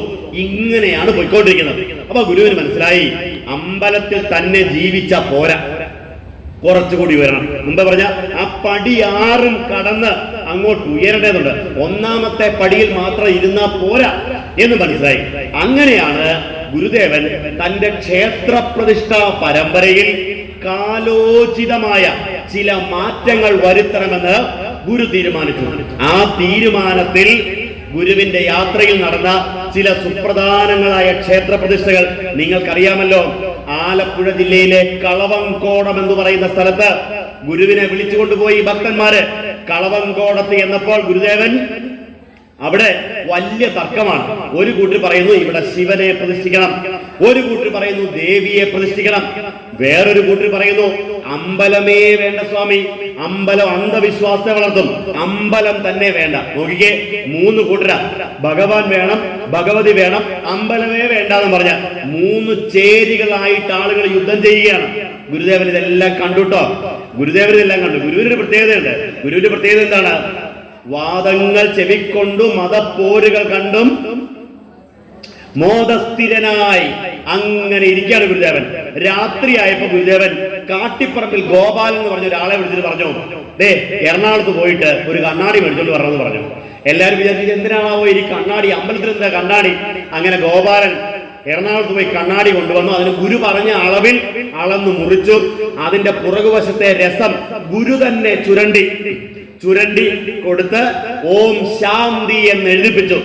ആ രസം ചുരണ്ടി ഓം ശാന്തി എന്ന് എഴുതിയ അക്ഷരത്തെ കണ്ണാടിയാകുന്ന പീഠത്തിൽ ഉറപ്പിച്ച് അതാണ് കളവങ്കോടത്തെ പ്രതിഷ്ഠ എന്ന് പറയുന്നത്. ഇപ്പൊ ചില പറയാണ്ട് കളവങ്കോടത്ത് ഗുരു ആരെ പ്രതിഷ്ഠിച്ച പറയുന്നേ? കളവങ്കോടത്ത് കണ്ണാടി പ്രതിഷ്ഠിച്ച പറഞ്ഞത്. കണ്ണാടിയല്ല, കണ്ണാടി എന്ന് പറയുന്ന ഒരു പീഠമാണ്. ആ കണ്ണാടിയാകുന്ന പീഠത്തിലെ പ്രതിഷ്ഠ ഏതാണ്? ഓം ശാന്തി. അങ്ങനെ അത് പ്രതിഷ്ഠിച്ചു. തൃശൂർ ജില്ലയില് കാരമുക്ക് എന്ന് പറയുന്ന ഒരു സ്ഥലത്ത് ഗുരുവിനെ കൂട്ടിക്കൊണ്ടുപോയി അവിടെ പ്രതിഷ്ഠ നടത്തണം. പല പല വിഗ്രഹങ്ങളുണ്ട്. ഗുരുദേവൻ എന്ത് ചെയ്തു? 3 കവരയുള്ള ഒരു വിളക്ക് ശ്രീകോവിലേക്ക് എടുത്തു വെച്ചു. എന്നിട്ട് വെളിച്ചമുണ്ടാവട്ടെ, വെളിച്ചം എല്ലായിടത്തും പരക്കട്ടെ എന്ന് സങ്കല്പിച്ചുകൊണ്ട് ഒരു ദീപത്തെ പ്രതിഷ്ഠിച്ചത് എവിടെയാണ്? കാരമുക്കിലാണ്. ഉല്ലല, വൈക്കത്തിനടുത്താണ് ഉല്ലല എന്ന് പറയുന്നത്. ഉല്ലലക്കാരും ഗുരുദേവനെ വിളിച്ചു, സ്വാമി ഞങ്ങളുടെ നാട്ടിലേക്ക് വരണം, ഞങ്ങൾക്ക് ഒരു പ്രതിഷ്ഠ വേണം. ഗുരു അപ്പൊ തന്നെ അവരോട് പറയാണ്, നിങ്ങൾ ഉണ്ടാക്കി വച്ചിരിക്കുന്ന പ്രതിഷ്ഠ ഞാൻ എന്നാണെങ്കിലും പ്രതിഷ്ഠിക്കത്തില്ല. ഏതാ ഇവര് യഥാർത്ഥത്തിൽ പ്രതിഷ്ഠ നടത്തുന്നയാളാ തീരുമാനിക്കേണ്ടത് വിഗ്രഹം എങ്ങനെയാണെന്ന്. അപ്പൊ ഇവര് മുന്നേ തന്നെ ഒരു വിഗ്രഹമൊക്കെ പണിതു വെച്ചിട്ടുണ്ടായിരുന്നു. അതെന്തായാലും ഞാൻ വെക്കൂല എന്ന് ഗുരു പറഞ്ഞു. ആട്ടെ, സ്വാമിയുടെ ഇഷ്ടം. അങ്ങനെയാണ് ഉല്ലലക്കാർ ഗുരുവിനെ കൊണ്ടുപോകുന്നത്. ഉല്ലലയിൽ ഗുരു ഓം എന്ന് സംസ്കൃതത്തിൽ എഴുതിയ ഒരു കണ്ണാടിയാണ് പ്രതിഷ്ഠിക്കുന്നത്.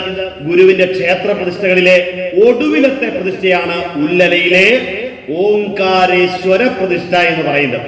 ഉല്ലലയിലും ഗുരു കണ്ണാടിയല്ല വെച്ചത്, ഓംകാരത്തെയാണ് ഗുരു പ്രതിഷ്ഠിച്ചത്. അങ്ങനെയുള്ള എന്ന് ചെയ്ത ക്ഷേത്രം എന്ന് പറയുന്നത്, ഇപ്പം നമ്മൾ ചെല്ലുമ്പോ ഒരു കണ്ണാടിയിലെ ഓംകാരം എന്ന് പറയുന്നത് അത് നമ്മളോട് സംസാരിക്കുകയാണ്. ഓംകാരമായ പൊരുൾ എന്താണ്?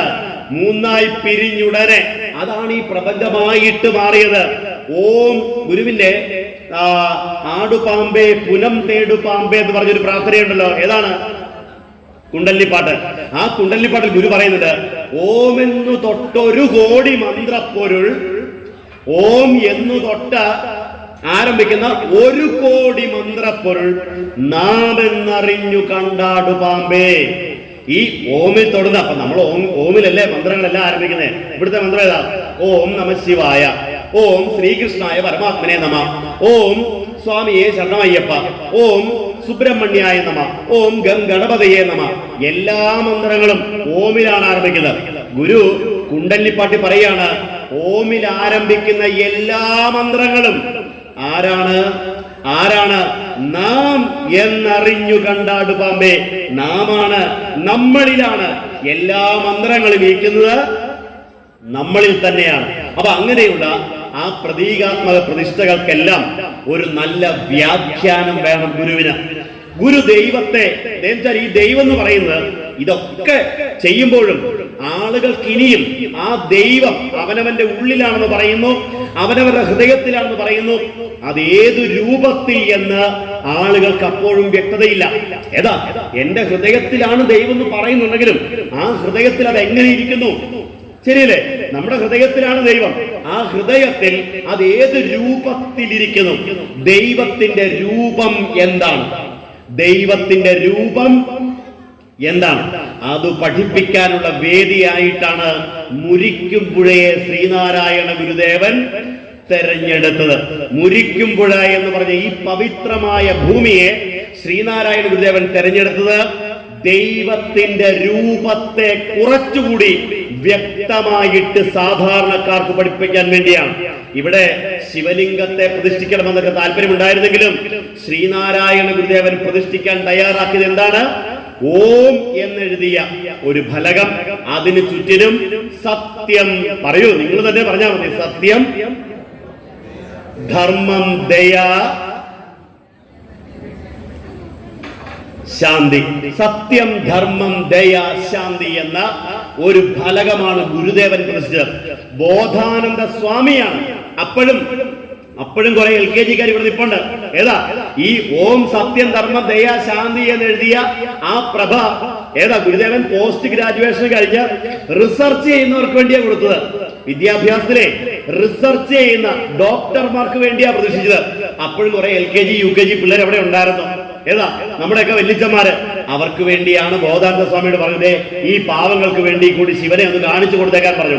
യഥാർത്ഥത്തിൽ ആ ശിവൻ, ആ ഭഗവാൻ ഏതു രൂപത്തിലാണ് ഇരിക്കുന്നത്? അവൻ ഓംകാരമാണ്. അവൻ ഓംകാരമാണ്. ആ ഓമിലാണ് ഇതെല്ലാം ഇരിക്കുന്നത്. ആ ഓംകാരം നമ്മുടെ ഉള്ളിലെത്തുമ്പോൾ അതെന്തായി മാറുന്നു? ഗുരു ആദ്യം പറയുന്നു, അത് സത്യമാണ്. ഓം എന്ന് പറയുന്നത്, ദൈവം എന്ന് പറയുന്നത് സത്യമാണ്.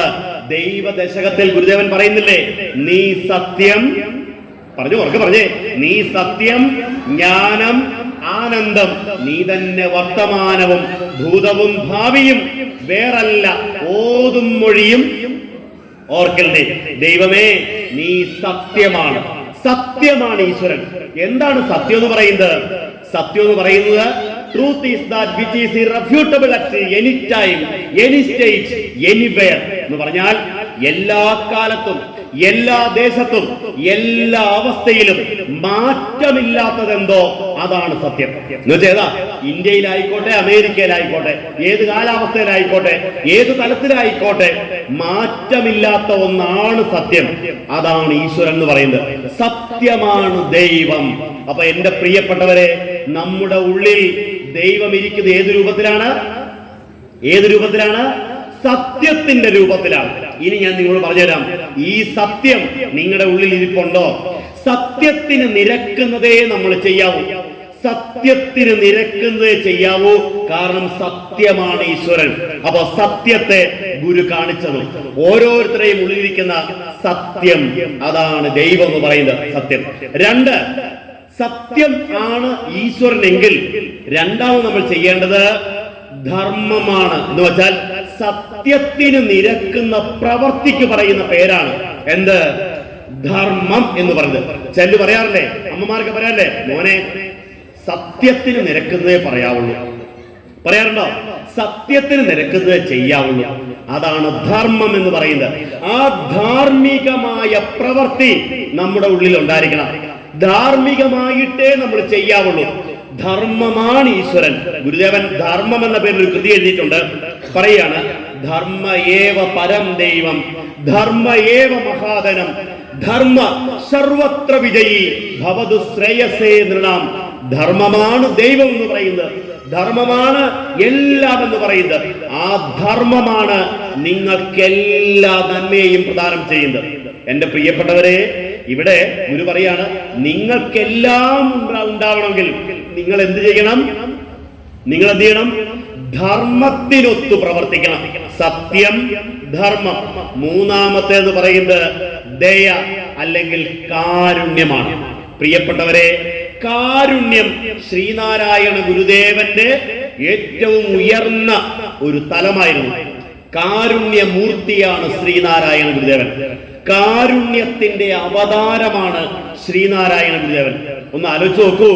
ശ്രീനാരായണ ഗുരുദേവന് വേണമെങ്കിൽ ഒറ്റയ്ക്ക് മരുത്വാമലയിലെ തപസ് ചെയ്ത് കൊടിതൂക്കി മലയിലൂടെ വന്ന് ഒറ്റയ്ക്ക് മോക്ഷത്തെ നേടാമായിരുന്നല്ലോ. ഈ ഇന്ത്യ കണ്ട, ലോകം കണ്ട എല്ലാ മഹർഷിമാരും അവർ തപസ് ചെയ്തു. അവരിങ്ങനെ അദ്വൈതത്തെ അനുഭവിച്ചു. അഹം ബ്രഹ്മാസ്മി എന്നൊക്കെ പറഞ്ഞ് അവർ അനുഭവിച്ചു. അവരിലൂടെ അങ്ങ് കടന്നു പോവുകയും ചെയ്തു. പക്ഷേ താൻ അനുഭവിച്ച ആ സത്യത്തെ, താൻ ആർജിച്ച ആ പരമമായ ആനന്ദത്തെ തന്നാൽ കരയേറേണ്ടവർ എത്ര പേരോ താഴത്തു പാഴ്ചേറിൽ അമർന്നിരിക്കെ താൻ ഒറ്റയിൽ ബ്രഹ്മപദം കൊതിക്കും തപോനിധിക്ക് എന്തു ചാരിതാർത്ഥ്യം എന്ന് പറഞ്ഞാലേ, ഞാൻ നേടിയ ഈ അനുഭവം ഈ ചേറിൽ കിടക്കുന്ന സാധാരണക്കാർക്ക് കൂടെ വേണ്ടേ? അവരെ കൂടെ കൈപിടിക്കണ്ടേ? അതിനുവേണ്ടി ആ മരുത്വാമലയുടെ അദ്വൈതത്തിന്റെ പൂർണ്ണാനന്ദ അനുഭൂതിയിൽ നിന്ന് ഭഗവാൻ താഴേക്ക് ഇറങ്ങി വന്നു. നമ്മളെയും കൂടെ ഇങ്ങനെ ഉയർത്തി കൊണ്ടുപോകുന്നതിന് വേണ്ടി. അപ്പൊ അത് ഗുരുവിന്റെ കാരുണ്യമാണ്. കരുണയാണ് ഗുരു എന്ന് പറയുന്നത്. പ്രിയപ്പെട്ടവരെ, ഈ ലോകം കണ്ട ഏറ്റവും വലിയ കാരുണ്യവാൻ ആരാണ്? പറയാമോ നിങ്ങൾക്ക്? ഈ ലോകം കണ്ടാന്ന് തന്നെ ഞാൻ പറഞ്ഞത്. കേരളം കണ്ടാന്നല്ല, ഇന്ത്യ കണ്ടാന്നല്ല, ലോകം കണ്ട ഏറ്റവും വലിയ കാരുണ്യവാൻ ആരാണ്? ശ്രീനാരായണ ഗുരുദേവനാണ്. ഈ ലോകം കണ്ട ഏറ്റവും വലിയ കാരുണ്യവാൻ. എന്തുകൊണ്ടെന്നറിയാമോ? ബാക്കിയുള്ളവരൊക്കെ ബാക്കി ദൈവമെന്ന് നമ്മൾ വിചാരിക്കുന്നവരൊക്കെ നമ്മളോട് പറഞ്ഞത് മനുഷ്യന്മാർ തമ്മിലുള്ള സ്നേഹത്തെക്കുറിച്ചും സൗഹൃദത്തെക്കുറിച്ചും ഒക്കെ തന്നെയാണ്. പക്ഷെ നിർഭാഗ്യം എന്ന് പറയട്ടെ, നമ്മുടെ പുരാണങ്ങളിലൊക്കെ നമ്മൾ കാണുന്നത് നമ്മുടെ ദൈവങ്ങളെല്ലാം ഇവിടെ അവതരിച്ച എന്തിനു വേണ്ടിയാ? ഇപ്പൊ ശ്രീകൃഷ്ണൻ ഈ ഭൂമിയിൽ അവതരിച്ച എന്തിനു വേണ്ടിയാ? ഒന്ന് പറഞ്ഞേ. ശ്രീകൃഷ്ണൻ അവതരിച്ച എന്തിനു വേണ്ടിയാ? കംസനെ കൊല്ലാൻ വേണ്ടിയാണ്. ആണോ അല്ലയോ? കഥ വായിച്ചിട്ടില്ലേ നിങ്ങള്? കംസനെ കൊല്ലാൻ വേണ്ടി. കൃഷ്ണനും കംസനും ഒരു ചെറിയ ബന്ധമുണ്ട് കേട്ടോ. എന്നതാ അമ്മാവനെ, എനിക്കൊരു മരുമനുണ്ട്, മരുമൻ ഈ കഴിച്ചിട്ട് പറഞ്ഞു, മാമൻ ഇങ്ങനെയൊക്കെയാണ് നടക്കുന്നതെങ്കിൽ ഞാൻ ചിലപ്പോൾ കൃഷ്ണനായി മാറേണ്ടി വരും എന്ന് പറഞ്ഞ ഓർമ്മയില്ല.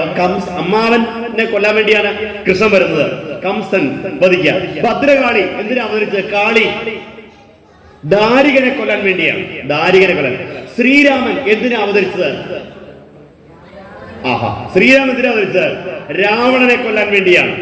അതുകൊണ്ടാണ് കേട്ടോ ഈ രണ്ടു പേര് തമ്മിലെ വഴക്ക് കൂടുമ്പോഴേ, ഇപ്പൊ നമ്മുടെ ചെറിയ ചെറിയ ശണ്ട ഉണ്ടാവാറില്ലേ?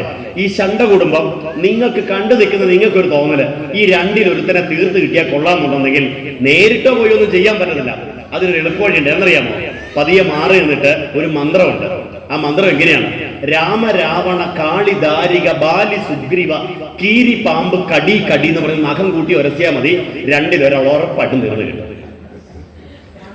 ഇപ്പൊ ചില അമ്മച്ചി ഓർമ്മ ദൈവം എഴുതിയെടുത്തേക്കാണെന്ന്, കാരണം ഇത് വളരെ പ്രധാനപ്പെട്ടതാണല്ലോ എന്നല്ലേ. പറഞ്ഞു ഇത്രയേ ഉള്ളൂ. രാമൻ രാവണനെ കൊല്ലാൻ, കാളി ദാരികനെ കൊല്ലാൻ, ശത്രുക്കളെ സംഹരിക്കുക എന്നതാണ് അവതാരമൂർത്തികളുടെ എല്ലാ ദൗത്യം എന്ന് പറയുന്നത്.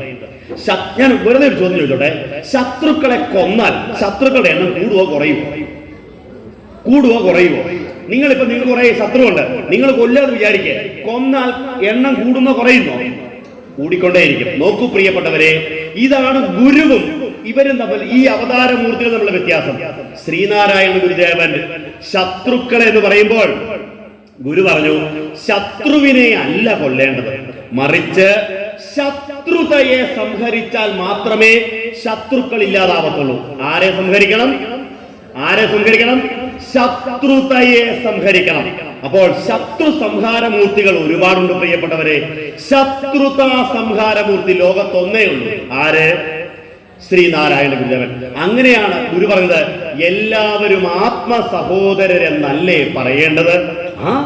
ഞാനും നിങ്ങൾ ഇപ്പതേ ഇടുക്കിക്കാരനായി ഞാൻ നിങ്ങളുടെ അടുത്ത് ആദ്യം വരുക, പക്ഷെ നമ്മൾ തമ്മിലൊരു ബന്ധമുണ്ട്.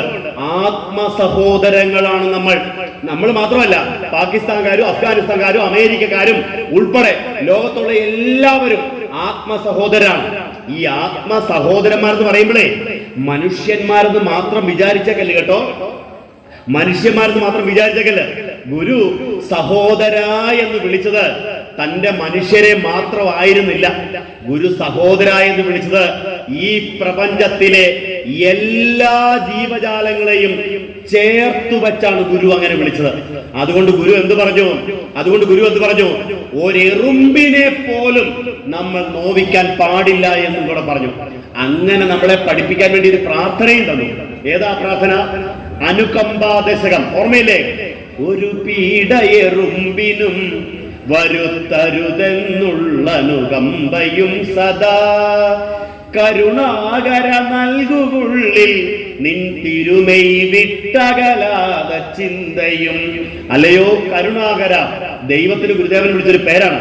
കരുണയുടെ ആകരമായിട്ടുള്ളവനെ, ദയാസമുദ്രമേ, ദയയുടെ കടലേ, ഒരെറുമ്പിനെ പോലും നോവിക്കരുതേ എന്ന് എന്നെ പഠിപ്പിച്ചു തരണമേ. ഞാൻ അറിഞ്ഞോ അറിയാതെയോ ഒരെറുമ്പിനെ പോലും നോവിക്കരുതേ എന്ന ഒരു മനസ്സ് എനിക്കുണ്ടാവണം. പ്രിയപ്പെട്ടവരെ, എറുമ്പിനെ മാത്രമൊന്നും പറയുന്നില്ല. നമുക്കൊക്കെ എപ്പോ വേണമെങ്കിലും തല്ലിക്കൊല്ലാൻ ലൈസൻസ് കിട്ടിയേക്കുന്ന ഒരു ജീവി ഉണ്ടല്ലോ. എന്നതാ അത്? നമുക്കൊക്കെ എപ്പോ തല്ലിക്കൊല്ലാൻ ലൈസൻസ് കിട്ടിയേക്കുന്ന ജീവി എന്താണ്? പാമ്പോ? വാവാസുരേഷ് അറിഞ്ഞാണ്ടല്ലോ, എപ്പോ പുറത്തുകാരിപ്പിച്ചോളൂ. ഏത് ജീവി അത്? കൊതുകിനെ കൊല്ലാൻ ആരോടും അനുവാദം ചോദിക്കേണ്ട കാര്യമില്ല അല്ലേ? ഇപ്പൊ ശ്രീകോവിലിനകത്ത് ആ ശാന്തിക്കാർ ചെയ്യുന്നത് പറഞ്ഞ പോലും ശ്രീകോവിലിനകത്ത് കൊതുക് കടിച്ചാൽ ശാന്തി വെറുതെ വിടുവോ? തല്ലിക്കൊന്നിട്ട് നമശിവായ പറയുമ്പോഴേ ഒരു സമാധാനം ഉണ്ടാവും. ആണോ അല്ലയോ? കൊന്നില്ലെങ്കിൽ കുറ്റബോധം തോന്നുന്ന ജീവിയാണ് ഏത്? വെറുതെ വിട്ടാൽ കുറ്റബോധം തോന്നുന്ന ജീവിയാണ് ഏത്? കൊതുക്. അതിനെ പോലും കൊല്ലാത്ത ഒരു ഗുരുവിനെ സങ്കല്പിക്കാൻ പറ്റുമോ നമുക്ക്? ഏതാ? അതിനെ പോലും നോവിക്കരുതേ എന്ന് ഗുരുവിന്റെ കഥകൾക്കകത്തുണ്ട്. അതിനെ പോലും നോവിക്കാതെ വിട്ട ഒരു ഗുരു. കൊതുകെന്ന് മാത്രവും പറയുന്നില്ല കേട്ടോ. ഈ ചെടികളെ ഗുരുവിന് കഴിക്കാൻ ഏറ്റവും ഇഷ്ടമുള്ള ഭക്ഷണം ഏതായിരുന്നു അറിയാമോ? മുരിക്കുമ്പഴക്കാർക്കറിയാം. നിങ്ങളുള്ളത് ഗുരുവിന് ഭക്ഷണം കൊടുത്തോറല്ലേ? എന്ത് ഭക്ഷണം ഗുരുവിന് ഏറ്റവും ഇഷ്ടപ്പെട്ടത്? ഗുരുവിനെ ഇരിക്കാൻ ഏറ്റവും ഇഷ്ടപ്പെട്ടത്? നിങ്ങളൊരു പക്ഷേ ഇവിടെ ഗുരുമന്ദിരത്തിന് പാലും അവലും മലരും ശർക്കരയും പഴമൊക്കെ അല്ലേ വെക്കുക? ഗുരുവിന് ഏറ്റവും പ്രിയപ്പെട്ടത് കപ്പയായിരുന്നു, മരച്ചീനിയായിരുന്നു. എന്നെ സ്വാമി മരച്ചീനിയോട് ഇത്ര ഇഷ്ടം? ശിഷ്യന്മാരെ ചോദിച്ചു, സ്വാമി ഈ കപ്പയോട് ഇത്ര പ്രിയം എന്താണ്? അപ്പൊ സ്വാമി പറയാണ്, ഏത് ചെടിയുടെ ആഹാരം കഴിച്ചാലും അതിന്റെ ജീവൻ എടുക്കാതെ പറ്റുമോ? ഇപ്പൊ നെല്ല് കൊയ്ത് പുഴുങ്ങി കുത്തി ആണ് അരിയാക്കി മാറ്റുന്നത്. എത്ര ജീവൻ പോയാലാ ഒരു പ്ലേറ്റ് ചോറുണ്ടാവുന്നത്? ഇല്ലേ? ഒന്ന് കടുക് പൊട്ടിക്കണമെങ്കിൽ ഓരോ കടുക് മണിക്കകത്ത് ഒരു ജീവൻ ഇരിപ്പുണ്ടോ? ഉണ്ടല്ലോ, ഉണ്ട്. പക്ഷേ മരച്ചീനിയുടെ കിഴങ്ങ് മുറിച്ച് മാറ്റി വെച്ചാൽ പുതിയ ജീവൻ ഉണ്ടാകുമോ? ഉണ്ടാകുമോ? ഇല്ല. അതുകൊണ്ട് താരതമ്യേന ഹിംസ കുറവായ സസ്യാഹാരമാണ് മരച്ചീനി. അതാണ് എനിക്കിഷ്ടം. മനസ്സിലായോ? ഏതാ? താരതമ്യേന ജീവൻ കുറച്ച് മാത്രം ഹിംസിക്കപ്പെടുന്ന ഒരു സസ്യാഹാരമാണ് മരച്ചീനി. എന്റെ പ്രിയപ്പെട്ടവരെ, ഇങ്ങനെ ഒരു കാരുണ്യവാനെ നിങ്ങൾ കണ്ടിട്ടുണ്ടോ? വേറെ ചരിത്രം മുഴുവൻ പഠിച്ചോ, നിങ്ങൾ ചരിത്രം മുഴുവൻ പഠിച്ചോളൂ. ഒരു ചെടിയോട് പോലും കാരുണ്യം കാണിച്ച ഏതാ? ഈ പ്രപഞ്ചത്തിലെ എല്ലാം സ്വന്തം കൂടപ്പറപ്പുകൾ എന്ന് വിശേഷിപ്പിച്ച ലോകം കണ്ട ഏറ്റവും വലിയ കാരുണ്യവാനാണ് ശ്രീനാരായണ ഗുരുദേവൻ. ആ കാരുണ്യവാൻ നമ്മോട് പറയുന്നു, കരുണയാണ് ദൈവം, കരുണയാണ് ദൈവം. അപ്പൊ നമ്മുടെ ഉള്ളിൽ എത്രമാത്രം കാരുണ്യമുണ്ടോ അത്രയും ദൈവം നിങ്ങളുടെ ഉള്ളിലുണ്ട്. ഇപ്പൊ ഞാൻ നിങ്ങൾ പറഞ്ഞു, ഒന്ന് സ്വയം ചോദിച്ചേ, ഒന്ന് സ്വയം നിങ്ങളിലേക്ക് നോക്കിക്കേ. നിങ്ങളുടെ ഓരോരുത്തരുടെയും ഉള്ളിൽ എത്രമാത്രം സത്യമിരിപ്പുണ്ട്, എത്രമാത്രം സത്യമിരിപ്പുണ്ട് അത്രയും ദൈവം നിങ്ങളിലുണ്ട്. എത്രമാത്രം സത്യത്തിനൊത്ത പ്രവൃത്തിയുണ്ട് അത്രയും ഈശ്വരൻ നിങ്ങളെ അനുഗ്രഹിക്കും. എത്രമാത്രം കാരുണ്യം നിങ്ങളിലുണ്ടോ അത്രമാത്രം ദൈവവും നിങ്ങളിൽ പ്രകാശിക്കും. സത്യം, ധർമ്മം, ദയ, ഇത് മൂന്നും ആരുടെ ഉള്ളിലാണോ പ്രകാശിക്കുന്നത്, നാലാമൻ അയാളെ തേടി വരും. നമ്മളെല്ലാം അമ്പലത്തിൽ പോകുന്നതും പ്രാർത്ഥിക്കാൻ പോകുന്നതും വഴിപാടുകൾ കഴിപ്പിക്കുന്നതും ഈ നാലാമനെ കിട്ടാൻ വേണ്ടിയാണ്. ആരാണ് നാലാമൻ? ആരാണ് നാലാമൻ? ശാന്തി. ശാന്തിയാണ് വേണ്ടത്. ശാന്തി തേടിയാണ് ഈ അലയുന്നത്. ആ ശാന്തി ഉണ്ടാവാനുള്ള വഴി നമ്മുടെ ഉള്ളിൽ എന്തൊക്കെ ഉണ്ടാവണം? സത്യമുണ്ടാകണം, സത്യത്തിനൊത്ത പ്രവൃത്തി ഉണ്ടാവണം, കാരുണ്യം ഉണ്ടാകുമ്പോൾ ശാന്തി തന്നെ ഉണ്ടാവും. ആ ശാന്തി നമ്മുടെ അകവും പുറവും നിറയുമ്പോൾ നമ്മൾ സ്വസ്ഥന്മാരായിട്ട് മാറും. പ്രിയപ്പെട്ടവരെ, ദൈവം എന്നാൽ എന്താണ്? ആ ദൈവത്തിന്റെ രൂപം എന്താണ്? ആ ദൈവം എവിടെയാണ് പ്രവർത്തിക്കുന്നത്? ആ ദൈവം എങ്ങനെയാണ് അത്ഭുതങ്ങൾ കാണിക്കുന്നത് എന്ന് കാണിക്കാൻ ഗുരു ഒരു പ്രതിഷ്ഠ നടത്തി. ആ പ്രതിഷ്ഠയാണ് മുരിക്കുംപുഴയിലെ പ്രതിഷ്ഠ എന്ന് പറയുന്നത്. മനസ്സിലായോ? ലോകത്തൊരിടത്തും ഗുരു ഇങ്ങനെ ഒരു പ്രതിഷ്ഠയ്ക്ക് മുതിർന്നില്ല എന്നുള്ളത് തന്നെയാണ് ഈ ക്ഷേത്രത്തിന്റെ ഏറ്റവും വലിയ മഹത്വം എന്ന് പറയുന്നത്. അതുകൊണ്ടാണ് ഞാൻ പറഞ്ഞത്, നിങ്ങൾ ഈ ലോകത്തുള്ള ഏത് ആരാധനാലയത്തിൽ പോയാലും ശരി, ഏത് അമ്പലത്തിൽ പോയാലും ശരി, മുരിക്കുംപുഴയ്ക്കൊപ്പം വരില്ല.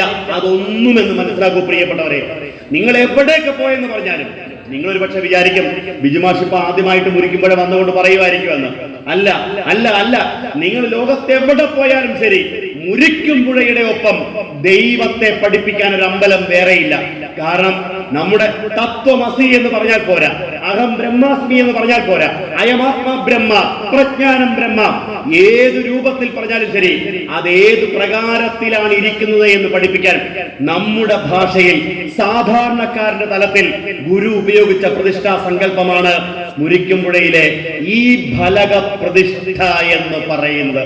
പ്രിയപ്പെട്ടവരെ, ഒരു സംശയമുണ്ട് കേട്ടോ, നാളെ ലോകത്തിന്റെ നാനാഭാഗത്തു നിന്നും ആയിരങ്ങൾ ഇവിടെ എത്തിച്ചേരും. ഇത് കാണാൻ, ഇതറിയാൻ, ഇത് പഠിക്കാൻ വേണ്ടി. ഇതിനെക്കുറിച്ച് പഠിച്ച ആളുകളെ നിങ്ങൾക്കറിയാലോ, ഇതിനെക്കുറിച്ച് പഠിച്ച ആളുകളെ അറിയാലോ. നമ്മുടെ നാട്ടിലെ പ്രശസ്തനായ ഒരു പള്ളിയിലച്ഛൻ ഇവിടെ വന്നതിനെ കുറിച്ച് പഠിച്ചു, അറിയാമോ? നമ്മുടെ നാട്ടിലെ പ്രശസ്തനായ ഒരു പള്ളിയിലെ അച്ഛൻ ഇവിടെ വന്നതിനെ കുറിച്ച് പഠിച്ചറിയാമോ? അദ്ദേഹത്തിന്റെ പേര് ഞാൻ പറയാം, ഡോക്ടർ ഗീവർഗീസ് മാർ തിയഡോഷ്യസ് മെത്രാപ്പോലീത്ത. ഇന്നുള്ള ഒരു മെത്രാനാണ്. നിങ്ങൾക്ക് വേണമെങ്കിൽ ഇവിടെ കൂട്ടിക്കൊണ്ട് വരാം കേട്ടോ. ഒരു മെത്രാനാണ്, വെറും പള്ളിയിലല്ല. ആ മെത്രാൻ ഇവിടെ വന്ന് ഈ ക്ഷേത്രത്തെ കുറിച്ചും ഈ ക്ഷേത്രം ഈ നാട്ടിൽ വരുത്തിയ മാറ്റങ്ങളെ കുറിച്ചും പഠിച്ചു. മുരിക്കുംപുഴയിലെ അമ്പലം ഈ നാട്ടിൽ വരുത്തിയ മാറ്റങ്ങളെ കുറിച്ചും പഠിച്ചു. മാറ്റങ്ങളെ കുറിച്ചും പഠിച്ചിട്ട് ഡോക്ടർ ഗീവർഗീസ് മാർ തിയഡോഷ്യസ് എന്ന മെത്രാൻ ഒരു പ്രബന്ധം തയ്യാറാക്കി.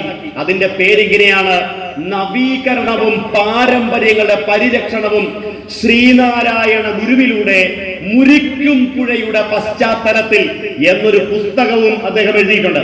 മുരിക്കും പുഴയുടെ പശ്ചാത്തലത്തിൽ നവീകരണവും പാരമ്പര്യങ്ങളുടെ പരിരക്ഷണവും എന്ന വിഷയത്തിൽ മാസ്റ്റർ യൂണിവേഴ്സിറ്റി ഓഫ് കാനഡയിൽ നിന്ന് ഡോക്ടറേറ്റ് എടുത്തയാളാണ് ഡോക്ടർ ഗീവർഗീസ് മാർ തിയഡോഷ്യസ് മെത്രാപ്പോലീത്ത. കൈയടിക്കാനൊന്നും തോന്നില്ലയോ? എന്റെ പൊന്നെ, ഇത്രയും ഒരു വലിയ കാര്യം നമ്മുടെ നാട്ടിനെ കുറിച്ച്, നമ്മുടെ ഈ അമ്പലത്തെ കുറിച്ച്, ഈ ദേശത്തെ കുറിച്ച് പഠിച്ച് ഒരു പള്ളിയിലെത്തും ഡോക്ടറേറ്റ് എന്ന് പറഞ്ഞാൽ ഇങ്ങനെ ഇരിക്കുക, കരിങ്കല്ല് കാട്ടുപിടിച്ചതുപോലെ. Thank you. ഒന്ന് ആലോചിച്ച് നോക്കിയേ, ഈ അച്ഛനെ ഒരു പ്രസംഗത്തിന് വന്നപ്പോ ഈ മെത്രാൻ പറഞ്ഞൊരു വാചകമുണ്ട്. അദ്ദേഹം പറഞ്ഞെങ്ങനെയാ, ഒരു ചതയമായിരുന്നേ, എല്ലാവരും മഞ്ഞസാരിയൊക്കെ കൊടുത്ത് ഇങ്ങനെ വന്നിരിക്കുകയാണ്. അച്ഛൻ തുടങ്ങിയത് ഇങ്ങനെയാണ്: ഈ മഞ്ഞസാരിയും മഞ്ഞമുട്ടോട് തുടങ്ങി നിങ്ങളെ കാണുമ്പോൾ സത്യത്തിൽ എനിക്ക് സഹതാപം തോന്നിപ്പോകുന്നു. അപ്പൊ ചിലർക്കൊക്കെ ദേഷ്യം, കാരണം വടി കൊടുത്ത് അടിമേടിക്കേണ്ട വല്ല കാര്യം ഉണ്ടായിരുന്നു. അച്ഛൻ രണ്ടാം പറഞ്ഞിങ്ങനെയാണ്: ഞാൻ നിങ്ങളോട് സഹതപിക്കുന്നത് മറ്റൊന്നുകൊണ്ടുമല്ല, ഒരു സൂര്യനെ കയ്യിൽ കിട്ടിയിട്ടും വെളിച്ചം തേടി നിങ്ങളൊക്കെ മിന്നാമിനിങ്ങളുടെ പുറകെ ഇങ്ങനെ അലയുന്നത് കാണുമ്പോഴാണ് സത്യത്തിൽ നിങ്ങളോട് സഹതപിച്ചു പോകുന്നത് പറഞ്ഞു ഒരച്ഛൻ. വെറും അച്ഛനല്ല, ഈ പ്രതിഷ്ഠ, ഈ ഗുരുവിനെ കുറിച്ച്, ഈ നാടിനെ കുറിച്ച് പഠിച്ച് ഡോക്ടറേറ്റ് എടുത്ത ആളാ പറയുന്നത്. അതും എവിടുന്നാ? മഹാത്മാഗാന്ധി യൂണിവേഴ്സിറ്റി നിന്നാണോ? കേരളയിൽ നിന്നാണോ? അല്ല, എവിടുന്നാ? മാസ്റ്റർ യൂണിവേഴ്സിറ്റി ഓഫ് കാനഡയിൽ നിന്ന് ഡോക്ടറേറ്റ് എടുത്ത ആളാ പറയുന്നത്. ഒരു സൂര്യനാണ് ഗുരു എന്ന്. എന്നിട്ടും നമ്മളൊക്കെ ആ സൂര്യനെ കാണാൻ പറ്റാതെ എങ്ങോട്ട്? ആരുടെ പുറകെ? മിന്നാമിനിങ്ങളുടെ പുറകെ അലയുന്നല്ലോ എന്ന് പഠിച്ചയാളാ പറയുന്നത്. പഠിച്ചയാള് അത് വിശ്വസിക്കണമോ വേണ്ടയോ എന്ന് നമുക്ക് തീരുമാനിക്കാം, നിങ്ങൾക്ക് തീരുമാനിക്കാം പ്രിയപ്പെട്ടവരെ. അപ്പോൾ മുരിക്കും പുഴയില് ഈ ക്ഷേത്രവും ഗുരുവും വരുത്തിയ പരിവർത്തനത്തെ കുറിച്ച് ഒരു ഡോക്ടറേറ്റ് ഉണ്ട് എന്ന് വേറെ ആരും അറിഞ്ഞില്ലെങ്കിലും മുരിക്കും പുഴക്കാരത് അറിഞ്ഞോണം കേട്ടോ. അത് നിങ്ങൾ പഠിപ്പിച്ചോണം, ലോകത്തോട് പറയണം.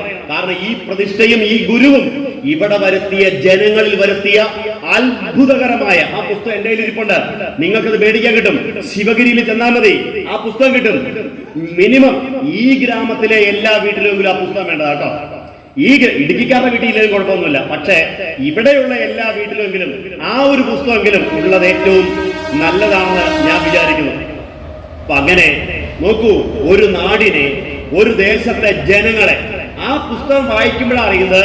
ഒരു പക്ഷെ നമ്മളെ വിളിക്കുന്ന ആളുകൾക്ക് ആർക്കും ഗുരുദേവനെ നേരിട്ട് കണ്ട പരിചയമില്ലല്ലോ, നമുക്കാർക്കുമില്ല. പക്ഷേ നിങ്ങളുടെ അപ്പൂപ്പന്മാർക്ക് അതുണ്ടാവും, നിങ്ങളുടെ മുത്തശ്ശന്മാർക്ക് അതറിയാം.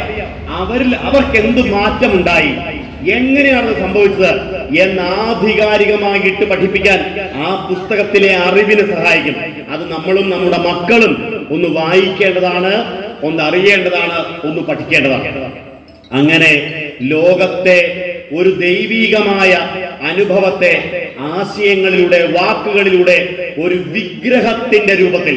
വിഗ്രഹം എന്നുള്ള വാക്കിന്റെ അർത്ഥം എന്താണ്? വിഗ്രഹം വിശേഷേണ ഗ്രാഹയിതും യത്സഖ്യം തദ്വിഗ്രഹ, സവിശേഷമായിട്ട് ഗ്രഹിക്കേണ്ടതാണ് വിഗ്രഹം. അപ്പൊ ഇവിടെ വരുമ്പോൾ നമ്മൾ ആ സത്യത്തെ ഗ്രഹിക്കണം, ധർമ്മത്തെ ഗ്രഹിക്കണം, കാരുണ്യത്തെ സ്വീകരിക്കണം. അതാണ് വിഗ്രഹം എന്ന് പറയുന്നത്. ആ വിഗ്രഹത്തെ ലക്ഷണമൊത്ത വിഗ്രഹം. എന്നോട് ഇവിടെ സുരേഷ് വന്നപ്പോൾ കുറെ കഥകളൊക്കെ പറഞ്ഞു കേട്ടോ. ഞാൻ ഈ മൈക്കിൽ കൂടെ അതൊന്നും റിപ്പീറ്റ് ചെയ്യാൻ ആഗ്രഹിക്കുന്നേ ഇല്ല. ആ പ്രതിഷ്ഠയെ കുറിച്ച്, അതിന് ഇടക്കാലത്ത് സംഭവിച്ച മാറ്റങ്ങളെ കുറിച്ച് ശരിക്കും പറഞ്ഞു കഴിഞ്ഞാൽ എന്താ പറയുന്നേ, ഇത് ദൈവാനുഗ്രഹമുള്ള ഒരു നാടാണ്. അതുകൊണ്ടാണ് ആ വിഗ്രഹം വീണ്ടും മഹാദേവന്റെ മടിത്തട്ടിൽ അത് തിരിച്ചു വന്നത്, അത് അവിടെ തന്നെ ഇരിക്കുന്നത്. തീർച്ചയായിട്ടും ഈ വിഗ്രഹം ലോകം ഏറ്റെടുക്കുന്ന ഒരു കാലമുണ്ടാകും പ്രിയപ്പെട്ടവരെ. ലോകം ഇതിനെക്കുറിച്ച് പഠിക്കുന്ന ഒരു കാലമുണ്ടാകും. ഇപ്പൊ തന്നെ ലോകം അത് പഠിക്കാൻ തുടങ്ങിയില്ലേ? അതുകൊണ്ടാണ് ഞാൻ ഈ ഡോക്ടറേറ്റ് ഉദാഹരണം പറഞ്ഞത്. അപ്പൊ ലോകം ഗുരുവിനെ പഠിച്ചുകൊണ്ടിരിക്കുന്നു. ഇന്ന് ലോക സമൂഹം ശ്രീനാരായണ ഗുരുദേവനെ പഠിച്ചുകൊണ്ടേയിരിക്കുന്നു. ഞാൻ കഴിഞ്ഞ വർഷം UK എന്ന് പറയുന്ന സ്ഥലത്ത് ലണ്ടനിൽ പോവുകയുണ്ടായി. അവിടെ ആ വേദിയില് അലക്സ് ഗ്യാത്ത് എന്നു പേരായ അവിടുത്തെ കേംബ്രിഡ്ജ് യൂണിവേഴ്സിറ്റിയിലെ പ്രൊഫസറായ ഒരു സായിപ്പ് ആ വേദിയിലുണ്ടായിരുന്നു. സായിപ്പ് എന്റെ ക്ലാസ്സിന് ശേഷം സായിപ്പാണ് സംസാരിച്ചത്. അദ്ദേഹം മനോഹരമായിട്ട് ശ്രീനാരായണ ഗുരുദേവനെ കുറിച്ച് ക്ലാസ് എടുത്തു. വളരെ മനോഹരമായിട്ട് ഈ അലക്സ് ഗ്യാപ്പ് എന്ന് പറഞ്ഞൊരു സായിപ്പ് ക്ലാസ് എടുത്തു. അപ്പൊ നമ്മുടെ ആളുകളെ ഇങ്ങനെ അത്ഭുതത്തോടെ നോക്കിയിരിക്കുകയാണ്. അപ്പൊ അദ്ദേഹം ഇടയ്ക്ക് ചോദിച്ചു, ഞാൻ എങ്ങനെയാണ് ഈ ശ്രീനാരായണ ഗുരുദേവനെ പഠിച്ചത് നിങ്ങൾക്കറിയാമോ? നമ്മളോട് ചോദിക്കുക. അപ്പൊ ആളുകൾക്ക് ആർക്കും അറിയത്തില്ലല്ലോ. അദ്ദേഹം എന്ത് ചെയ്തു? തന്റെ ഒരു ലെതർ ബാഗ് അടിച്ചു വെച്ചിട്ടുണ്ടായിരുന്നു. ആ ലെതർ ബാഗ് പതിയെ തുറന്നു. ആ ലെതർ ബാഗിൽ നിന്ന് ഒരു മഞ്ഞ മുണ്ടെടുത്തിട്ട് ഇങ്ങനെ ഉയർത്തി കാണിച്ചു. ഒരു മഞ്ഞ മുണ്ട്, നരച്ചുപോയ ഒരു മഞ്ഞ മുണ്ട് ഇങ്ങനെ ഉയർത്തി കാണിച്ചിട്ട് പറഞ്ഞു, ഇതാ നോക്കിക്കേ, 23 കൊല്ലം മുമ്പ് ഞാൻ ഈ ലണ്ടനിൽ നിന്ന് കേരളത്തിൽ വരികയുണ്ടായി. കേരളത്തിലെ കോട്ടയം എന്ന സ്ഥലത്താണ് ഞാൻ എത്തിയത്. കോട്ടയത്തുള്ള നാഗമ്പടം അമ്പലത്തിൽ നിന്ന് ഞാൻ ഈ മഞ്ഞ മുണ്ട് മുടുത്തുകൊണ്ട് നടന്നു ശിവഗിരി വരെ യാത്ര ചെയ്തു. അങ്ങനെ ഞാൻ ഗുരുവിനെ പഠിച്ചു. അങ്ങനെ ഞാൻ പഠിച്ച അനുഭവമാണ് ഇന്ന് നിങ്ങളുമായിട്ട് പങ്കുവയ്ക്കുന്നത്. അതിന്റെ ഓർമ്മയ്ക്ക് വേണ്ടി ആ മഞ്ഞമുണ്ട് 1/4 നൂറ്റാണ്ടാകാറായിട്ടും ഞാൻ കളയത്തില്ല. കാരണം എന്താണ്? ഈ മഞ്ഞമുണ്ടാണ് ഗുരുവിലേക്ക് എന്നെ നടത്തുവാൻ സഹായിച്ചത്. അതൊരിക്കലും കളയില്ല. നിങ്ങൾക്ക് ഈ പ്രസംഗം കേൾക്കണമെന്നുണ്ടെങ്കിൽ ഈ സേവനം UK എന്ന് പറഞ്ഞ വെബ്സൈറ്റിൽ പോയാൽ ഈ പ്രസംഗം അവിടെ കിടപ്പുണ്ട്. ഈ മുണ്ടുയർത്തി കാണിക്കുന്നതൊക്കെ നിങ്ങൾക്ക് നേരിട്ട് കാണാം. എന്നിട്ട് അദ്ദേഹം പറയാണ്, നിങ്ങൾക്ക് ഗുരുവിനെ അറിയണമോ? ഗുരുവിനെ അറിയണമെങ്കിൽ ഗുരു നടന്നുപോയ വഴിത്താരയിലൂടെ നിങ്ങൾ സഞ്ചരിക്കണം. ഗുരു നടന്നുപോയ വഴിത്താരയിലൂടെ പോവാൻ സാധിക്കണം. അങ്ങനെ മാത്രമേ പ്രിയപ്പെട്ടവരെ നമുക്ക് ഗുരുവിനെ മനസ്സിലാക്കാൻ പറ്റുകയുള്ളൂ. അങ്ങനെ മനസ്സിലാക്കാൻ വേണ്ടി ഒരല്പസമയം മാറ്റിവെക്കുമ്പോൾ ഗുരു വെളിച്ചമായിട്ട് നമ്മളിൽ നിറയും. ഗുരു പരമകാരുണ്യവാനായിട്ട് നമ്മളിൽ അനുഗ്രഹവർഷം ചൊരിയുക തന്നെ ചെയ്യും. ഇത് 2025 തുടക്കമാണ്. 2025 ജനുവരിയാണ്. 2024 തീർന്നിട്ട് ഏതാനും ദിവസങ്ങളെ ആയിട്ടുള്ളൂ. 2024-നും 2025-നും ചില പ്രത്യേകതകൾ ഉണ്ട് എന്ന് നമ്മൾ മറന്നു പോകരുത്. ഒരുപക്ഷെ ഈ ക്ഷേത്രമൊക്കെ ഇത്രയും നവീകരിക്കപ്പെട്ടത് ആ 100 കൊല്ലം തികയുമ്പോൾ ആ ഗുരു നിയോഗമാണെന്ന് ഞാൻ വിചാരിക്കുന്നു. 2024-ലെ ചരിത്രം നമ്മൾ ഓർത്തിരിക്കേണ്ടതും തലമുറയ്ക്ക് പറഞ്ഞു കൊടുക്കേണ്ടതുമായ ചില സംഭവങ്ങളുണ്ട്. അതിൽ ആദ്യത്തേത് നിങ്ങൾക്കറിയാം, അരുവിപ്പുറം നമ്മുടെ ആലുവായിലെ അദ്വൈതാശ്രമത്തിന്റെ സന്നിധിയിൽ നടത്തപ്പെട്ട സർവമത സമ്മേളനത്തിന്റെ 100ാം പിറന്നാൾ 2024-ലാണ് ആഘോഷിച്ചത്. ശതാബ്ദി വർഷമായിരുന്നു. ആലുവായിലെ സർവമത സമ്മേളനത്തിന് വയസ്സെത്രയായി? 100 വയസ്സായി. അത് ആഘോഷിക്കാൻ വേണ്ടി നമ്മുടെ സച്ചിദാനന്ദ സ്വാമികളുടെയൊക്കെ നേതൃത്വത്തിൽ ശിവഗിരിയിലെ സന്യാസി ശ്രേഷ്ഠന്മാര്, ആഗോള കത്തോലിക്ക സഭയുടെ തലവൻ പോപ്പിരിക്കുന്ന വത്തിക്കാനിലാണ് പോയത്. പോപ്പ് ഈ സർവമത സമ്മേളനത്തിന്റെ ശതാബ്ദി ഉദ്ഘാടനം ചെയ്തുകൊണ്ട് പറഞ്ഞെന്താണ്? മനുഷ്യരെല്ലാം ഒരു കുടുംബം എന്ന് പഠിപ്പിച്ച മഹോന്നതനാണ് ശ്രീനാരായണ ഗുരു. മനുഷ്യരെല്ലാം ഒരു കുടുംബം. അപ്പൊ ആ സർവമത സമ്മേളനം 100 കൊല്ലം മുമ്പ് ആലുവ പുഴയുടെ തീരത്ത് ഹിന്ദുവും ക്രിസ്ത്യാനിയും മുസ്ലിമും ജൈനനും ജൂതനും സിഖുകാരനും പാഴ്സിയും ഒരുമിച്ചിരുന്ന് ഏകം സത് വിപ്ര ബഹുധാവദന്തി എന്ന് ചിന്തിച്ച ആ സർവമത സമ്മേളനത്തിന്റെ ഓർമ്മകൾ നമ്മൾ ഈ നാട്ടിലെ എല്ലാവരുമായിട്ടും പങ്കുവെക്കണം. കേവലം ഈഴവന്മാരോ തീയന്മാരോ മാത്രമല്ല, എല്ലാവരുമായിട്ടും അത് പങ്കുവെക്കേണ്ടതാണോ? 100 കൊല്ലം മുമ്പ് ഈ ഗുരു അങ്ങനെയൊന്ന് ചിന്തിച്ചു എന്ന് പറയുന്നത് പോലും എത്ര വലിയൊരു കാര്യമായിരുന്നു. രണ്ടാമത്തെ ശതാബ്ദി എന്ന് പറയുന്നത് വൈക്കം സത്യാഗ്രഹത്തിന്റെ ശതാബ്ദിയാണ്. ഓർമ്മയുണ്ടല്ലോ, വൈക്കം സത്യാഗ്രഹം എന്തിനു വേണ്ടിയായിരുന്നു? കേവലം വൈക്കത്തെ അമ്പലത്തിനകത്ത് കയറി വൈക്കത്തപ്പനെ, തിരുവൈക്കം വാഴുന്ന ഭഗവാനെ തൊഴാൻ വേണ്ടി ആയിരുന്നില്ല.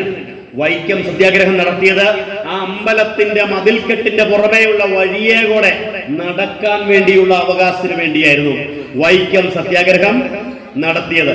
ആ വൈക്കം സത്യാഗ്രഹത്തിന് ശ്രീനാരായണ ഗുരുദേവൻ നേരിട്ട് വരികയുണ്ടായി. അന്നത്തെ കാലത്ത് 1001 രൂപ സമരക്കാർക്ക് എടുത്തു കൊടുക്കുകയുണ്ടായി. വൈക്കം സത്യാഗ്രഹത്തിൽ പങ്കെടുക്കാൻ മഹാത്മാഗാന്ധി ഉൾപ്പെടെയുള്ളവർ ഇവിടെ വന്നതൊക്കെ ഒരു ചരിത്രമാണ്. പ്രിയപ്പെട്ടവരെ, ആ ചരിത്രം 100 കൊല്ലം കഴിയുമ്പോൾ നമ്മുടെ മക്കളും ഈ നാട്ടുകാരും മറന്നുപോകാൻ പാടില്ല. വൈക്കം സത്യാഗ്രഹത്തിന്റെ ശതാബ്ദി വർഷമാണ് കടന്നുപോയത്. അതിനെക്കുറിച്ച് നമ്മൾ ഓർമ്മിക്കേണ്ടതല്ലേ? മഹാഗുരു നേരിട്ടൊരു സമരത്തെ നയിച്ച ചരിത്രം നമ്മൾ ചിന്തിക്കേണ്ടതല്ലേ? ഈ ചരിത്രമൊക്കെ നമ്മൾ പഠിച്ചില്ലെങ്കിൽ ഇത് ആരോർമ്മിക്കും? നമ്മുടെ പിള്ളേരിത് മനസ്സിലാക്കുവോ? ഇത്രയും വലിയൊരു ഗുരു, ശ്രീനാരായണ ഗുരു വെറുമൊരു മഞ്ഞമുണ്ടും പുതച്ച് എവിടെയെങ്കിലും ഇരിക്കുന്ന ഒരു സന്യാസി മാത്രമായിരുന്നില്ല. ഒരു മൂലയിലിരുന്ന് മന്ത്രം ചൊല്ലുന്ന ഒരു ഋഷി മാത്രമായിരുന്നില്ല. അതിനപ്പുറത്തുള്ള ഒരു വലിയ നവോത്ഥാനത്തിന് ജന്മം കൊടുത്ത ഗുരുവിനെ കൂടി നമ്മൾ ഈ പിള്ളേരോട് പറഞ്ഞു കൊടുക്കണോ വേണ്ടയോ?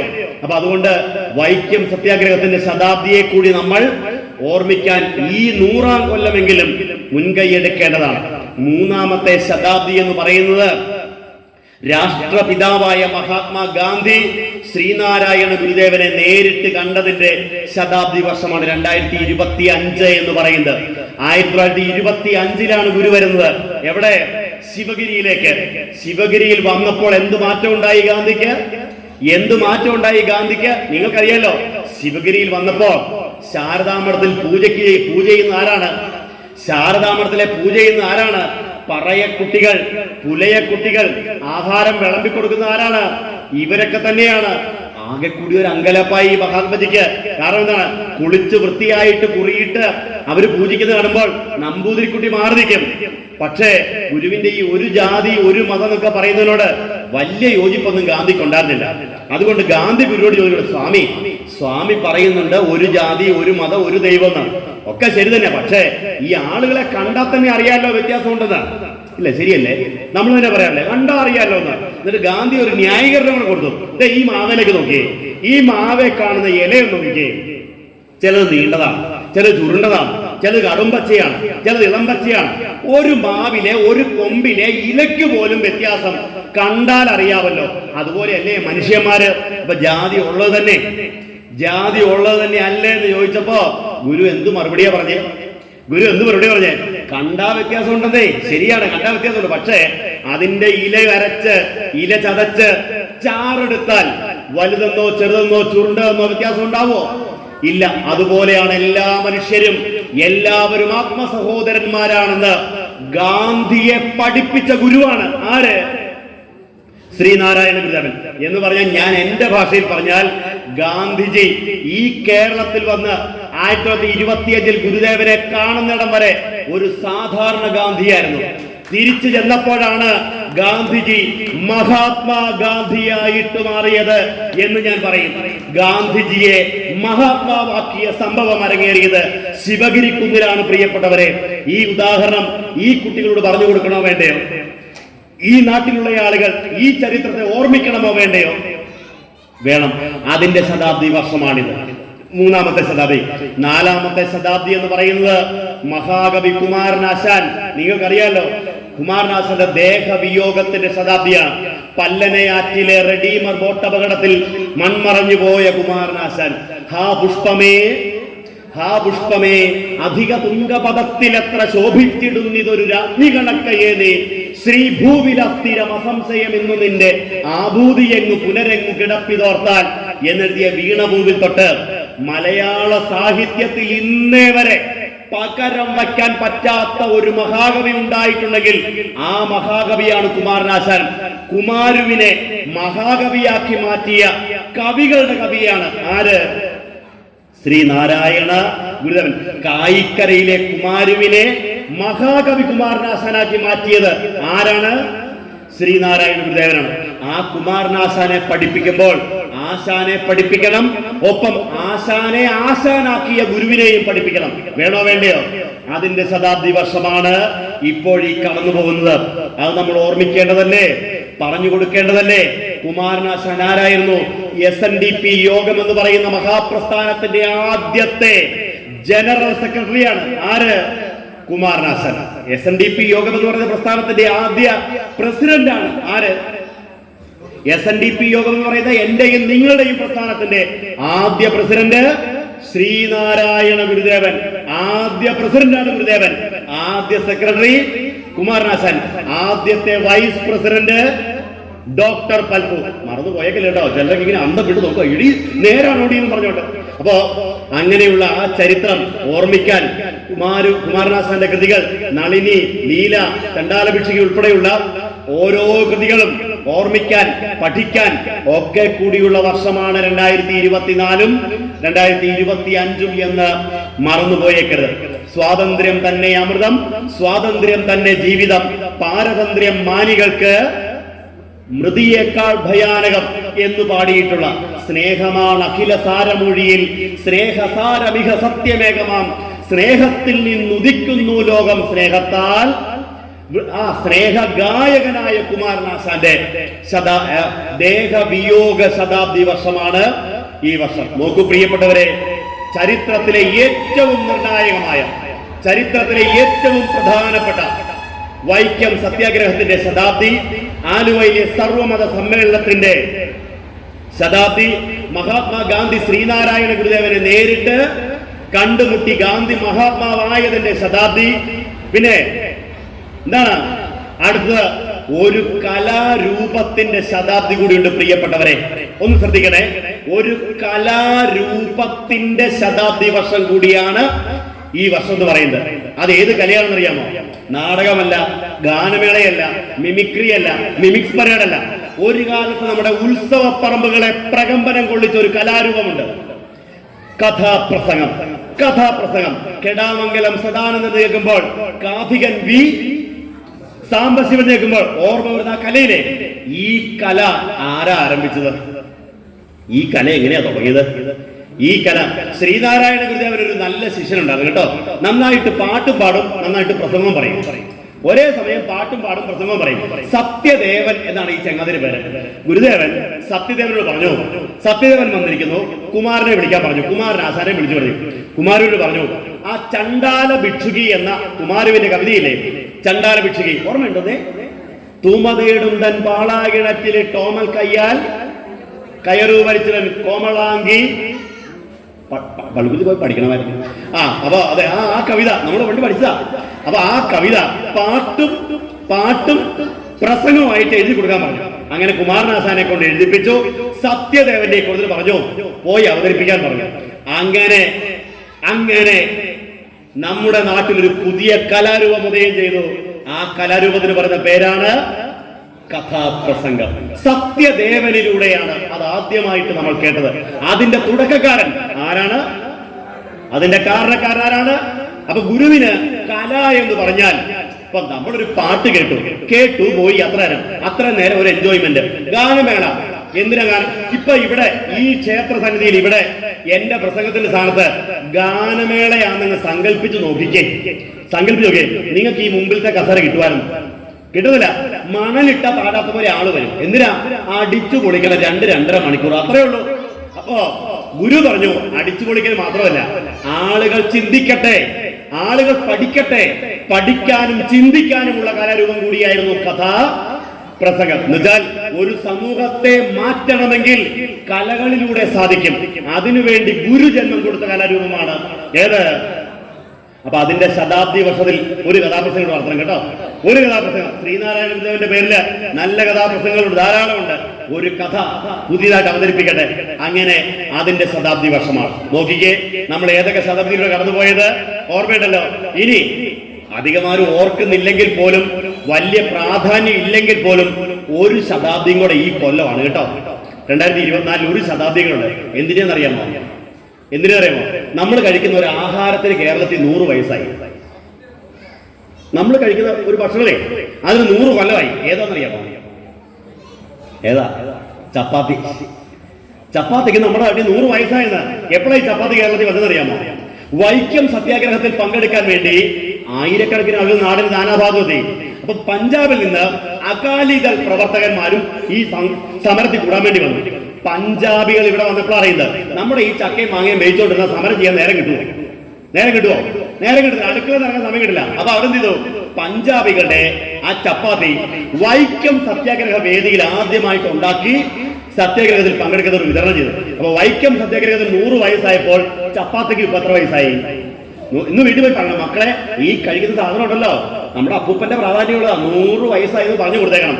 പറഞ്ഞു വന്നത് ഇങ്ങനെ ചരിത്രത്തിന്റെ ഏറ്റവും നിർണായകമായ ഒരു കാലഘട്ടമാണ് പ്രിയപ്പെട്ടവരെ 2024-25 എന്ന് പറയുന്നത്. ഇത് നമ്മൾ ഓർമ്മിക്കേണ്ടതുണ്ട്. നമ്മൾ പഠിക്കേണ്ടതുണ്ട്. നമ്മൾ പഠിച്ചാൽ മാത്രം പോരാ, നമ്മുടെ നാട്ടിലേക്ക്, നമ്മുടെ കുട്ടികളിലേക്ക്, ഈ നാട്ടിലെ എല്ലാവരിലേക്കും ഈ ദർശനത്തെ, ചിന്തയെ കൊടുക്കേണ്ടതുണ്ട്. അത് നമ്മുടെ കടമയാണ്. നമ്മളത് ചെയ്തില്ലെങ്കിൽ വേറെ ആരത് ചെയ്യുക? നമ്മളത് കൊടുത്തില്ലെങ്കിൽ വേറെ ആരത് കൊടുക്കും? അതുകൊണ്ട് നമുക്ക് ഈ ഗുരുവിനെ കൊടുക്കുക. പറ്റുന്നിടത്തോളം ഇടങ്ങളിലേക്ക് ഗുരു എന്ന വെളിച്ചത്തെ കൊടുക്കുക. ശ്രീനാരായണ ഗുരു എന്ന വെളിച്ചത്തെ കൊടുക്കുക. ഗുരു എന്ന വാക്കിന്റെ അർത്ഥം എന്താണ്? ഗുകാരന്ധകാരശ്ച രുകാരസ്ഥം നിരോധക അന്ധകാര വിനാശിത്വാത് ഗുരുരിത്യഭിധീയതേ. ഗുരു എന്ന വാക്കിന്റെ അർത്ഥം എങ്ങനെയാണ്? ഇരുട്ടിനെ ഇല്ലാതാക്കുന്നവൻ.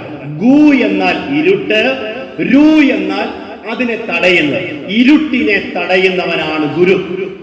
പ്രിയപ്പെട്ടവരെ, മറന്നുപോയേക്കല്ലേ, ഇരുട്ടിനെ തടയുന്നവൻ. എങ്ങനെയുള്ള ഇരുട്ട്? എന്തിന്റെ ഇരുട്ട്? അറിവില്ലായ്മയുടെ. അജ്ഞാന തിമിരാന്ധസ്യ ജ്ഞാനാഞ്ജന ശലാകയ ചക്ഷുരുന്മീലിതം യേന തസ്മൈ ശ്രീ ഗുരവേ നമഃ. അറിവില്ലായ്മയുടെ ഇരുട്ടിനെ മാറ്റി അറിവിന്റെ വെളിച്ചത്തിലേക്ക് നയിക്കുന്നവനാണ് ഗുരു എന്ന് പറയുന്നത്. ഇപ്പൊ ഞാൻ മുമ്പേ പറഞ്ഞായിരുന്നല്ലോ, ദൈവം എന്നുള്ള വാക്കിന്റെ അർത്ഥം എന്താണ്? ദൈവം എന്നുള്ള വാക്കിന്റെ അർത്ഥം എന്താണ്? ഈ നിങ്ങളുടെ ഭാഷ വെച്ചാൽ എന്തരാണ് ദൈവം എന്നുള്ള വാക്കിന്റെ അർത്ഥം? പറഞ്ഞേ, എന്തരാണ്? ആ വെളിച്ചം എല്ലാത്തിനെയും പ്രകാശിപ്പിക്കുന്നവൻ. ഇപ്പൊ പറയാണ് ഗുരു എന്ന വാക്കിന്റെയും അർത്ഥം എന്തര്?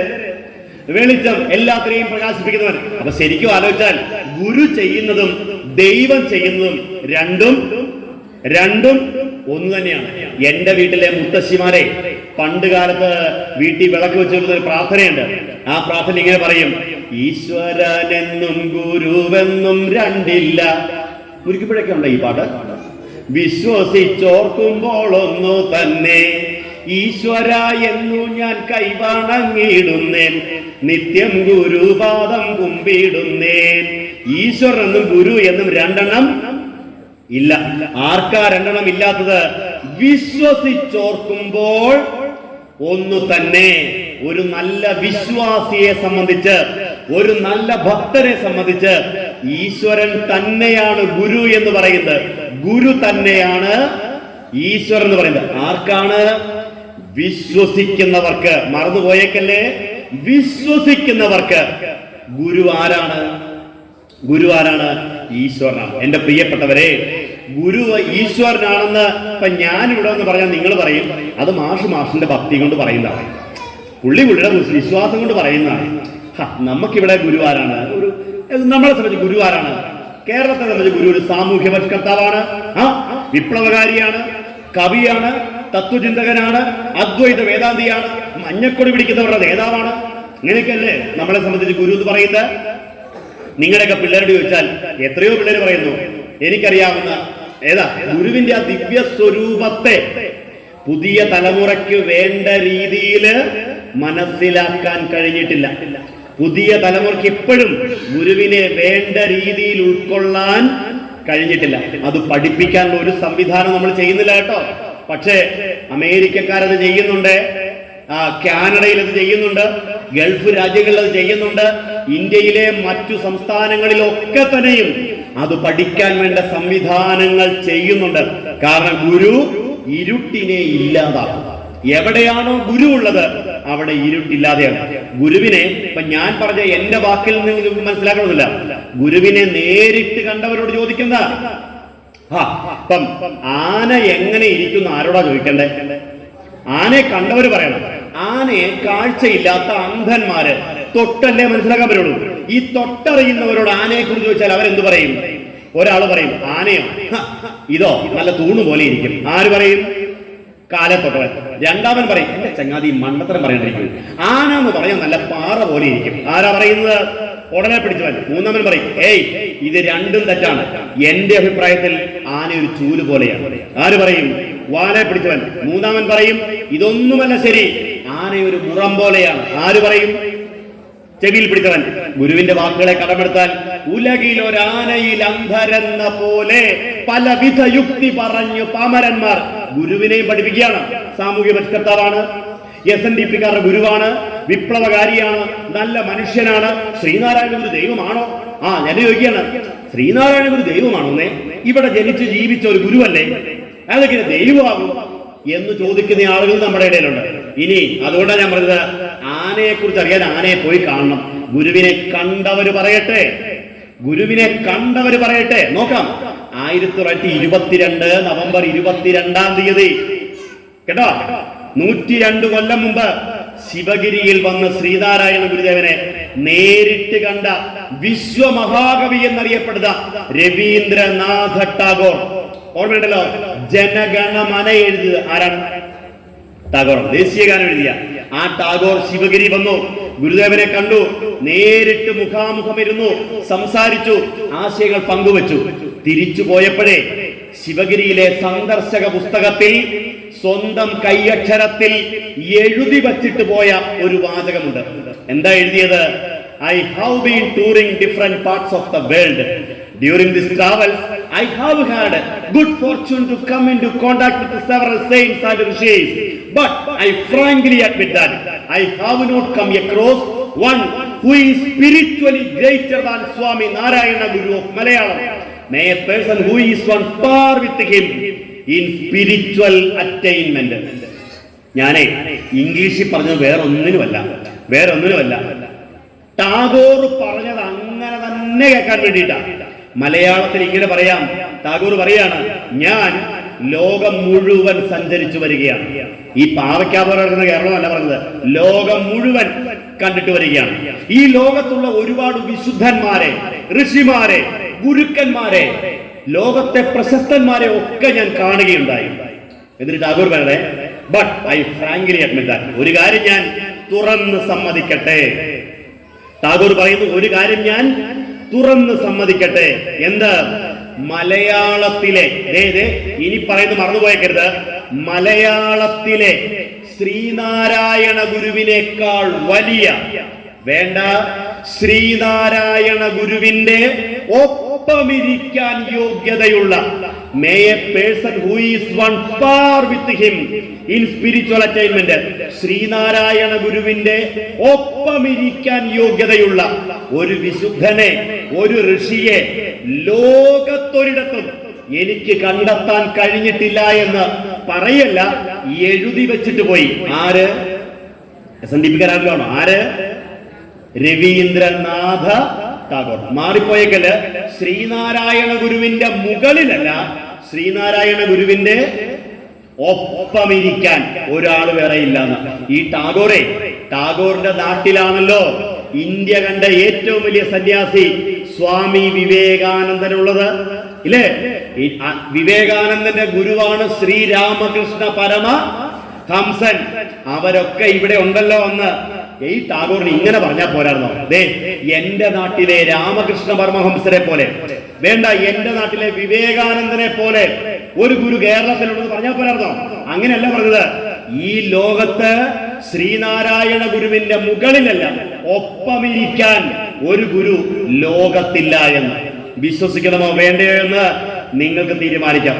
ഈ ടാഗോറിന്റെ കൂടെ ഒരു സായിപ്പ് വന്നു കേട്ടോ. സായിപ്പിന്റെ പേര് CF ആൻഡ്രൂസ് എന്നാണ്. ഒരു പള്ളിയിലച്ഛനാണ്. മുമ്പേ പറഞ്ഞ പോലെ ഒരു പള്ളിയിലച്ഛനാണ്, ക്രിസ്ത്യൻ പാദ്രിയാണ്. CF ആൻഡ്രൂസ് വന്നു, കണ്ടു, ഗുരുവിന്റെ മുമ്പിൽ ഇരുന്നു. എന്തു പറയണമെന്ന് അറിയത്തില്ല. കാരണം എന്താ? ഇംഗ്ലീഷോ ഫ്രഞ്ചോ പറഞ്ഞാൽ സായിപ്പിന് മനസ്സിലാവണമെന്നില്ല. അവന് ഗുരുവിന് മനസ്സിലാക്കാൻ പറ്റുമോ? ഗുരു തിരിച്ച് മലയാളമോ സംസ്കൃതമോ പറഞ്ഞാൽ സായിപ്പിന് മനസ്സിലാകുമോ? രണ്ടുപേരും മുഖത്തോട് മുഖം നോക്കി കുറെ നേരം അങ്ങനെ ഇരുന്നു. ഇത്തിരി കഴിഞ്ഞപ്പോ സായിപ്പ് ഒരു മരം വീഴുന്നത് പോലെ ഗുരുവിന്റെ പാദങ്ങളിൽ വീണു. എന്നിട്ട് സ്വന്തം മുഖം തൃപ്പാദങ്ങളിൽ ചേർത്തു പിടിച്ച് വിങ്ങി പൊട്ടി കരയാൻ തുടങ്ങിയ CF ആൻഡ്രൂസ്. എല്ലാവരും അന്തം വിട്ടുപോയി. ഈ സായിപ്പിന് എന്നാ പറ്റിയേ? ഇയാൾ എന്തിനാ ഇങ്ങനെ കരയുന്നത്? ഗുരു പറഞ്ഞു, കരച്ചിൽ മതിയാക്കൂ, എഴുന്നേക്കൂ. സായിപ്പ് എഴുന്നേറ്റില്ല കേട്ടോ, മുട്ടുകുത്തിയിരുന്നു അവിടെ. എന്നിട്ട് രണ്ട് കൈയും ഉയർത്തിപ്പിടിച്ചുകൊണ്ട് തോരാത്ത കണ്ണുനീരോടുകൂടി CF ആൻഡ്രൂസ് വിളിച്ചു പറഞ്ഞത് ഇങ്ങനെയാണ്. എങ്ങനെയാ പറഞ്ഞത്? ഞാനിന്ന് കേരളത്തിലെ SNDP-ക്കാരുടെ ദൈവത്തെ കണ്ടു, ഈഴവരുടെ ഗുരുവിനെ കണ്ടു എന്നല്ല പറഞ്ഞത് ഇങ്ങനെയാണ്, ഞാൻ ദൈവത്തെ മനുഷ്യരൂപത്തിൽ കണ്ടു. അത് മലയാളത്തിലെ നാരായണ ഗുരുസ്വാമി അല്ലാതെ മറ്റാരുമല്ല എന്ന് വിളിച്ചു പറഞ്ഞു ക്രിസ്ത്യൻ പുരോഹിതനായ ദീനബന്ധു എന്ന അപരനാമത്തിൽ അറിയപ്പെടുന്ന CF ആൻഡ്രൂസ്. എന്താ പറഞ്ഞത്? ഞാൻ ദൈവത്തെ മനുഷ്യരൂപത്തിൽ കണ്ടു. ഇത് ദൈവം മനുഷ്യരൂപത്തിൽ അവതരിച്ചതാണ്. പുരുഷാകൃതി പൂണ്ട ദൈവമോ നരദിവ്യാകൃതി പൂണ്ട ധർമ്മമോ പരമേശ പവിത്രപുത്രനോ കരുണാവാൻ നബിമുത്തുരത്നമോ എന്ന വരികൾ ഇവിടെ സത്യമാവുകയാണ്. പ്രിയപ്പെട്ടവരെ, അവസാനമായിട്ട് മഹാകവി കുമാരനാശാൻ, ഗുരുവിന്റെ കൂടെ വളർന്ന ആ കുമാരനാശാൻ ഗുരുദേവന്റെ 60ാമത്തെ പിറന്നാളിന് സമർപ്പിച്ച ആ ഹാപ്പി ബർത്ത്ഡേ പാട്ട് നിങ്ങൾക്കറിയാമോ? കുമാരനാശാൻ കൊടുത്ത ഹാപ്പി ബർത്ത്ഡേ പാട്ട് ഏതാ? ഹാപ്പി ബർത്ത്ഡേ ഗുരുദേവ എന്നാണോ? അല്ല. കുമാരനാശാൻ കൊടുത്ത ഹാപ്പി ബർത്ത്ഡേ ഗാനം ഇങ്ങനെയാണ്. എന്ത്? നാരായണമൂർത്തേ ഗുരുനാരായണമൂർത്തേ നാരായണമൂർത്തേ ഗുരുനാരായണമൂർത്തേ ആരായുകിലന്ധ ത്വമൊഴിച്ചാതിമഹസിൻ നേരാം വഴി കാട്ടും ഗുരുവല്ലോ ഗുരുവല്ലോ. ആ ദൈവീകതയുടെ പൂർണ്ണതയാണ്. ദൈവീകതയുടെ, ഇവിടെയൊക്കെ കോടതിയില്ലേ, കീഴ്ക്കോടതികൾ, ഹൈക്കോടതികൾ, പല പല കോടതികൾ. സുപ്രീം കോടതി ഒന്നേ ഉള്ളൂ, സുപ്രീം കോടതി. ദൈവീകതയുടെ സുപ്രീമാണ് ആര്? ശ്രീനാരായണ ഗുരുദേവൻ. നേരാം വഴി കാട്ടും ഗുരുവല്ലോ പരദൈവം. ദൈവീകതയുടെ പൂർണ്ണതയാണ് ഗുരു. പക്ഷെ ആശാൻ ആദ്യം ഒരു വാക്കവിടെ വെക്കുന്നുണ്ട്, ആരായുകിൽ. അത് ആർക്കാ? നിങ്ങൾക്ക് എല്ലാവർക്കും ഒന്നും അങ്ങനെ ആവത്തില്ല. ആരാണോ ഗുരുവിനെ ആരായുന്നത്, പഠിക്കുന്നവർക്ക് ഗുരു ആരാണ്? ദൈവമാണ്, പരദൈവമാണ്. അതുകൊണ്ട് എന്റെ പ്രിയപ്പെട്ടവരെ, എന്റെ മുരിക്കുമ്പുഴക്കാരെ, എനിക്ക് നിങ്ങളോട് പറയാനുള്ളത്, നമ്മൾ ഗുരുവിനെ പഠിക്കണം, വായിച്ചുകൊണ്ടേയിരിക്കണം. ഗുരുവിന്റെ കൃതികൾ, ഗുരുവിന്റെ പുസ്തകങ്ങൾ. അതുകൊണ്ട് നമുക്കൊരു തീരുമാനമെടുക്കാം. ഗുരുവിനെ പഠിക്കാനുള്ള ഏറ്റവും നല്ല വഴി, ഒന്ന്, അവിടുത്തെ കൃതികൾ പഠിക്കുക. ഗുരുവിന്റെ കൃതികൾ പഠിക്കുക. നിങ്ങൾ സന്ധ്യയ്ക്ക് പ്രാർത്ഥന ചെല്ലുമ്പോൾ ഗുരുവിന്റെ കൃതികൾ എടുക്കണം. ഉണ്ടോ? എല്ലാ വീട്ടിലും ഗുരുദേവന്റെ കൃതികളുണ്ടോ? ഗുരുദേവ കൃതികളുടെ സമ്പൂർണ്ണ കൃതികൾ, ഗുരുദേവന്റെ സമ്പൂർണ്ണ കൃതികളുടെ പുസ്തകം ആരുടെയൊക്കെ വീട്ടിലെ ഇല്ലാത്ത? അറിയാണ്ട് കൈ ഒപ്പിപ്പോയതല്ലേ, സാരമില്ല. അപ്പോ ഗുരുവിന്റെ സമ്പൂർണ്ണ കൃതികളുടെ പുസ്തകം എല്ലാ വീട്ടിലും ഉണ്ടാവണം. സമ്പൂർണ്ണ കൃതികളുടെ ഒരു പുസ്തകം കൊടുക്കണം.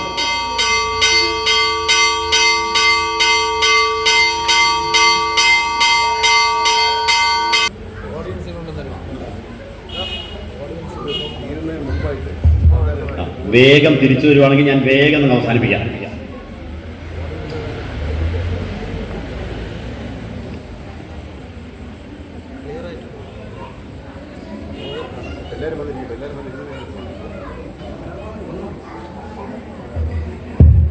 പ്രിയപ്പെട്ടവരെ, നമുക്ക് ആദ്യം തീരുമാനമെടുക്കേണ്ടത് ഗുരുദേവൻ തന്റെ തൃക്കൈകളാൽ എഴുതി തന്ന പുസ്തകങ്ങൾ വായിക്കുക.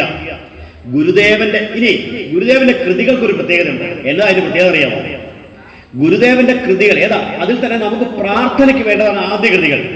ശിവശങ്കര സർവശരണ്യ വിഭോ ഭവസങ്കടനാശന പാഹി ശിവ കവി സന്തതി സന്തതവും തൊഴുമൻ ഭവനാടകമാടുമരും പൊരുളേ ശിവപ്രസാദ പഞ്ചകം. അതുപോലെ എത്രയോ നല്ല കൃതികൾ. ബ്രഹ്മമുഖാമരവന്തിതലിംഗം ജന്മജരാമരണാന്തകലിംഗം കർമ്മനിവാരണ കൗശലലിംഗം തന്മൃദുപാദു ചിദംബരലിംഗം. ചിദംബര അഷ്ടകം പോലെയുള്ള. അപ്പൊ ഈ ഗുരുവിന്റെ ഒരു പ്രത്യേകത, ഗുരു ഏതു ദേവനെ കുറിച്ച് എഴുതിയാലും ആ ദേവനെ കണ്ടു ബോധ്യപ്പെട്ട എഴുതുക. എങ്ങനെ? കണ്ടിട്ടേ എഴുതുള്ളൂ. കാണാതെ വല്ലവരും പറയുന്നത് വരച്ചു വെച്ചൊക്കെ നോക്കിയിട്ട് ഗുരു എഴുതുന്ന പരിപാടിയില്ല. ഇപ്പം ഉദാഹരണം പറയാമേ, വാരണപ്പള്ളിയിലാണ് ഗുരുദേവൻ പഠിക്കാൻ വേണ്ടി പോയ സ്ഥലം. കായംകുളം ഓർമ്മയുണ്ടോ?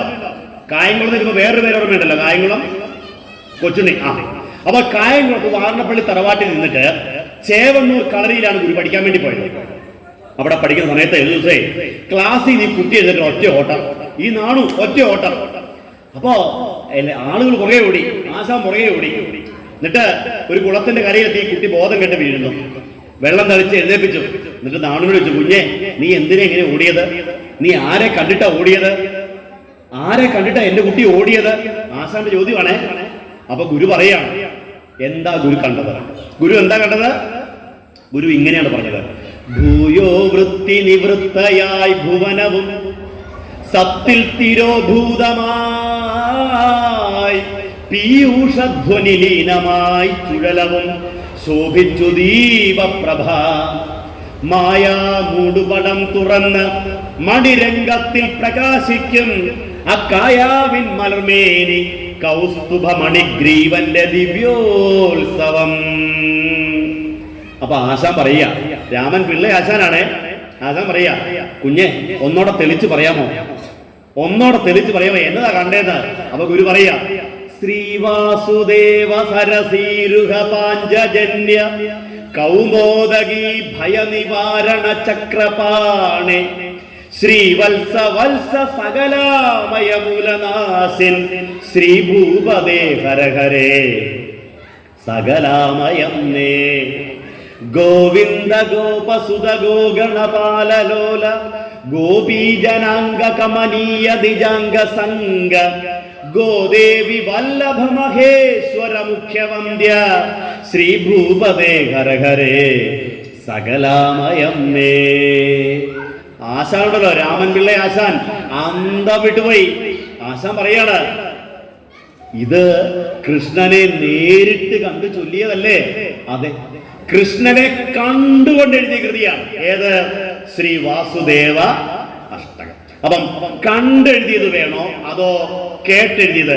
ഇന്നലെയോളം എന്തെന്നറിഞ്ഞില്ല ഇനി നാളെയും എന്താ, ഏത് വേണം പറ?